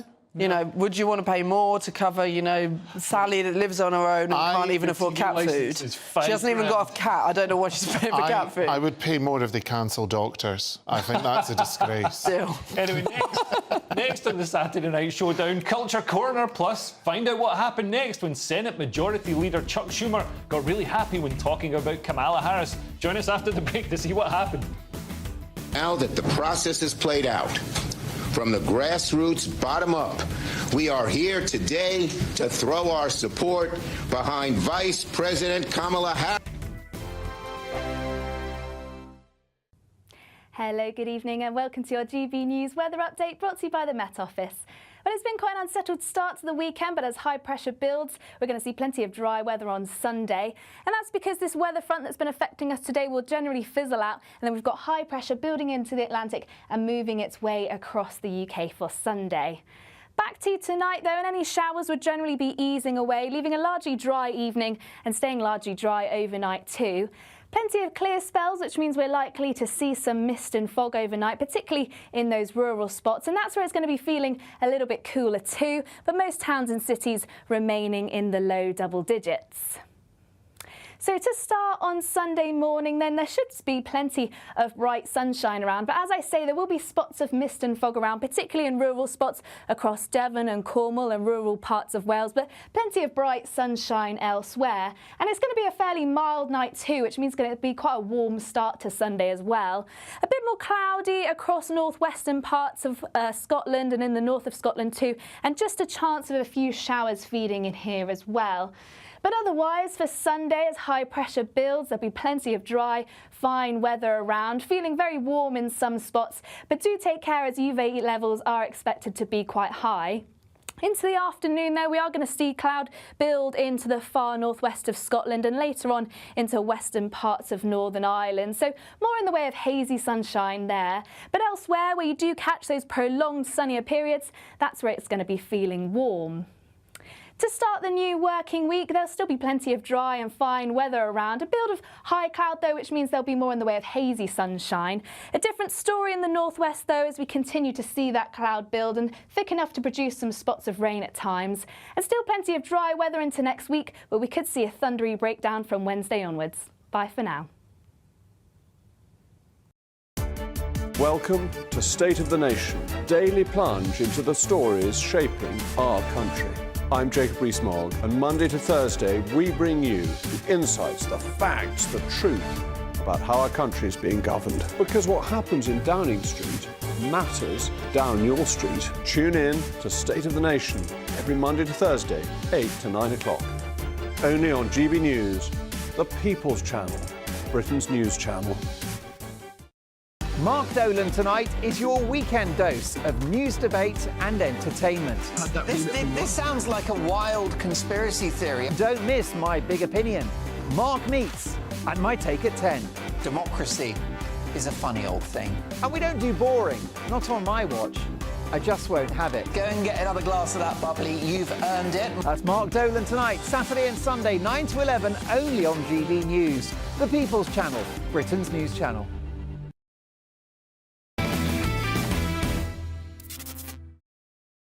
Welcome back to the Saturday Night Showdown. Let's have a look and see what was going on with Senate Majority Leader Chuck Schumer when he got happy talking about Kamala Harris. Now that the process is played out, from the grassroots bottom up, we are here today to throw our support behind Vice President Kamala Harris. I'm clapping. You don't have to. I mean, that's not a good omen. That's not a good omen. It's not much of a honeymoon period. No, that's the whole thing. Why aren't they clapping for her? But I'm glad he's pro-bottoms. That's always good to know, because I feel they're very marginalised. How did you get passed over for that Paris Olympics ceremony? I have no idea. I could have just done some light chat in the crowd. You wouldn't even need to take the shorts off. I could have been the red button. Again. Elon Musk has done a heartfelt interview with Jordan Peterson recently that gave an insight into just why Elon is such a passionate opponent of wokeism. Let's have a look at this. It was explained to me that puberty blockers are actually just sterilization drugs.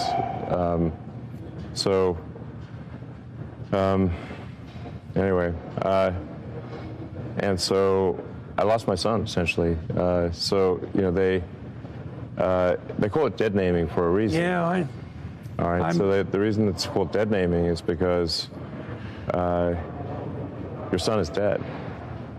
So my son Xavier is dead, killed by the woke mind virus.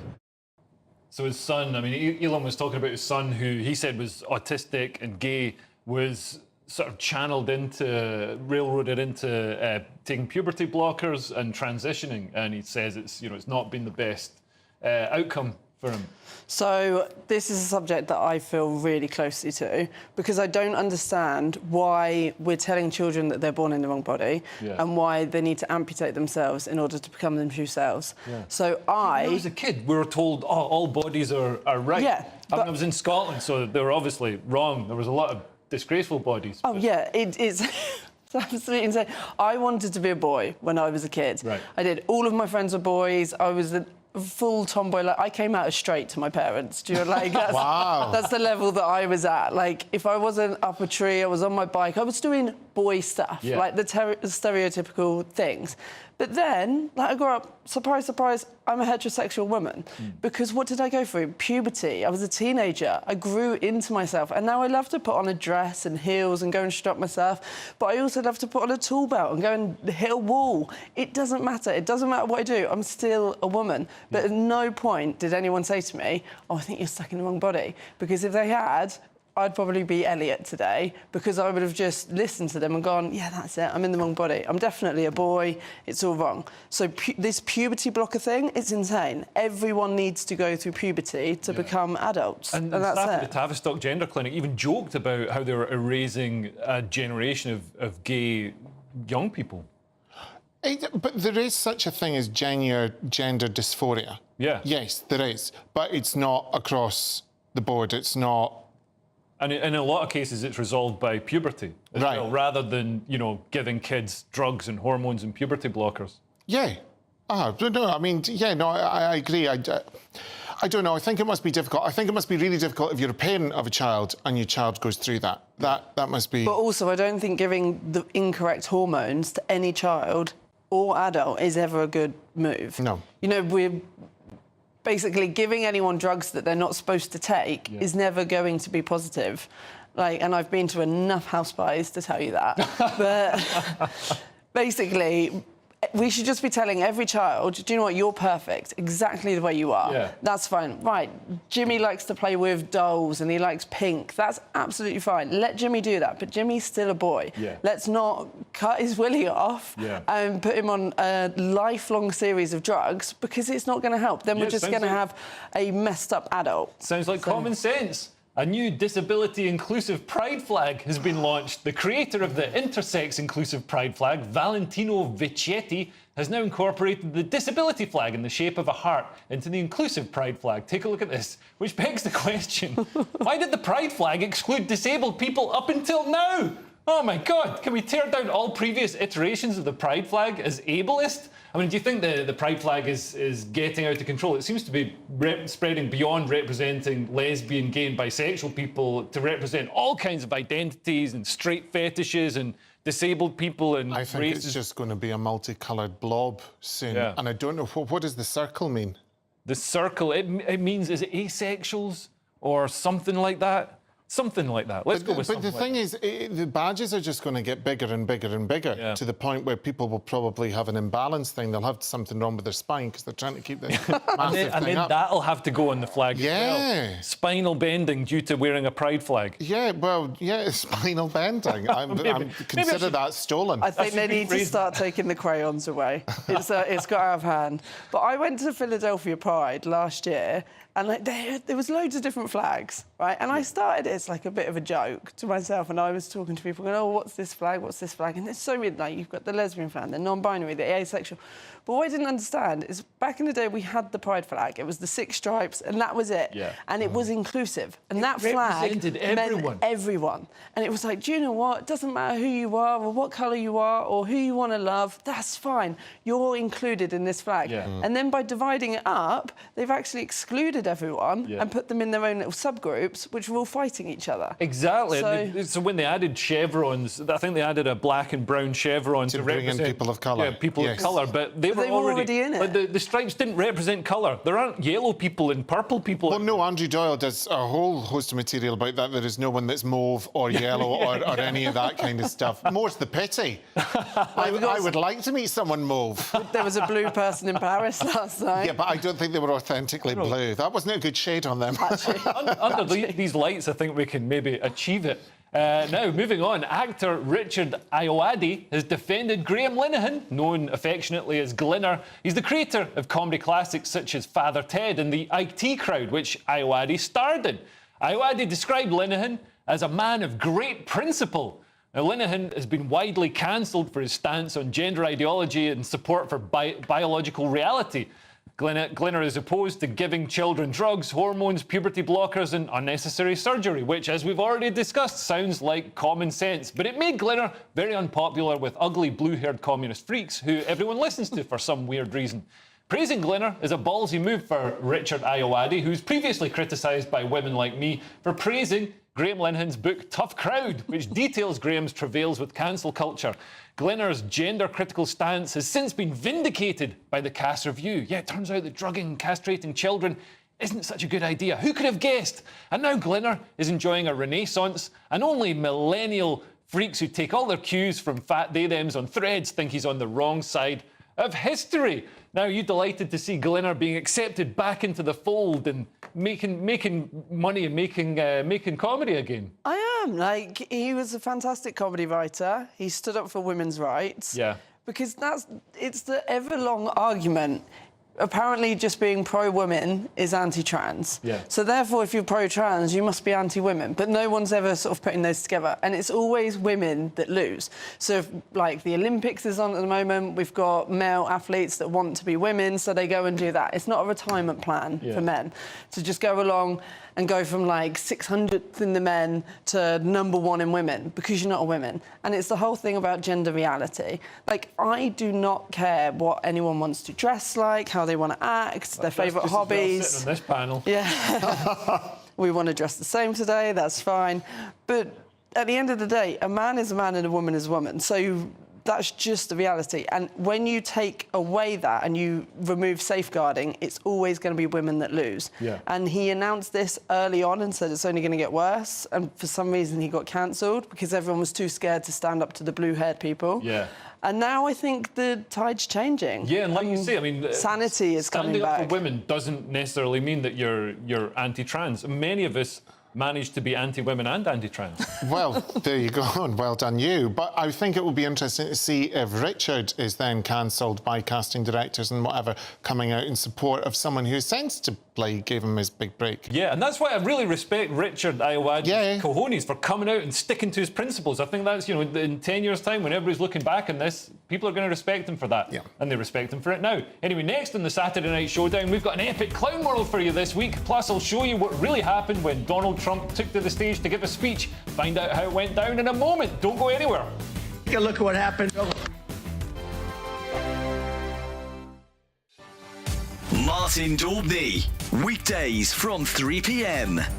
King Charles has launched his own aftershave, costing, wait for it, an eye-watering 135 quid for a 100 millilitre bottle, promising buyers that they can smell just like the gardens of his Highgrove country pile.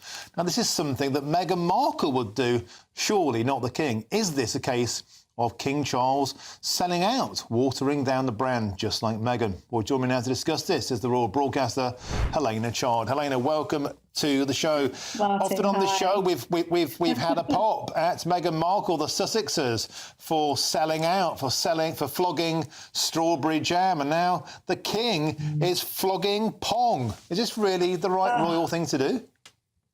Do you know what? So the joy of luxury Highgrove splash, you know, at the end of the day, Highgrove is such a special place, and the Highgrove shop sells amazing things on there. And as we know, the profit actually goes towards charity. So it's the King's Foundation, which was formed in 1986. Profits go towards educational and training, and it's all to do with this sort of sustainable world. But not to forget as well the charitable aspect and the whole ethos of the King's Foundation, and that's so important. This is not just something that's going up on the website and just being sold purely to go into someone's pocket. So I think, you know, all in all, I think everyone should have a look at the Highgrove website and see what's on for sale. I mean, there are lots of really lovely, I think, pretty fairly priced products, and even more so, go and see the gardens. You know, as we know, King Charles is a keen environmentalist, and the gardens are fabulous. GB News, the People's Channel. I'm Patrick Christie's. Every weeknight from 9, I bring you 2 hours of unmissable, explosive debate and headline-grabbing interviews. What impact has that had? We got death threats and the bomb threats on. As time passes, she could have saved Storm. You made my argument for me. My guests and I tackle the issues that really matter with a sharp take on every story. Went everywhere. Something practical could be done. Or I can become something different. Patrick Christie's tonight from 9 p.m. only on GB News, Britain's news channel. Are the newspapers getting you down? My wife didn't divorce me that month. Struggling to separate the wheat from the chaff? I know that it's a bit of a circus at the best of times. Well, don't worry, Headliners has got you covered. We'll take the burden of reading the day's news, and if we get depressed, who cares? It's an occupational hazard, frankly. That's Headliners on GB News from 11 p.m. till midnight, and the following morning, 5 till 6 a.m. on GB News, the comedy channel. Nah, just kidding. Britain's news channel.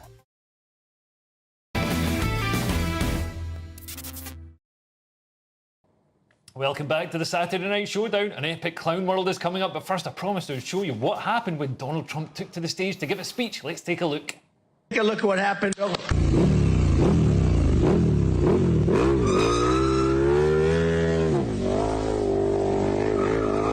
That's what really happened. He wasn't shot at all. Amazing. Now, we hear a lot about diversity, equity and inclusion. It governs all organisations, and it says it strives to provide inclusivity so that everyone is included. Sounds lovely, doesn't it? But what does it mean in practice, though? Well, here's a DEI expert to explain. Into the room, and very rarely does it look like, you know, anyone who reflects my community or my friends or my circle. And so I decided, you know, hell, focus group of one, team of one, I'm going to just hire myself again and again and again and again and again. If I want to increase the numbers of diversity, or especially black women in tech, I'm going to do it myself. So she goes on to say how she only hires black women, and the company came to her and said, like, you're only hiring black women, like what's going on? And she said, yeah, this is basically this is diversity. Right. Which isn't diversity, that's the opposite of diversity. I thought the whole point was it broadens the pool that you can hire from. So this will show you how fundamentally stupid I am as an individual. I genuinely thought she meant that she gave herself the job every time. No, genuinely, I did. Because I was sitting with the producer and I'm thinking,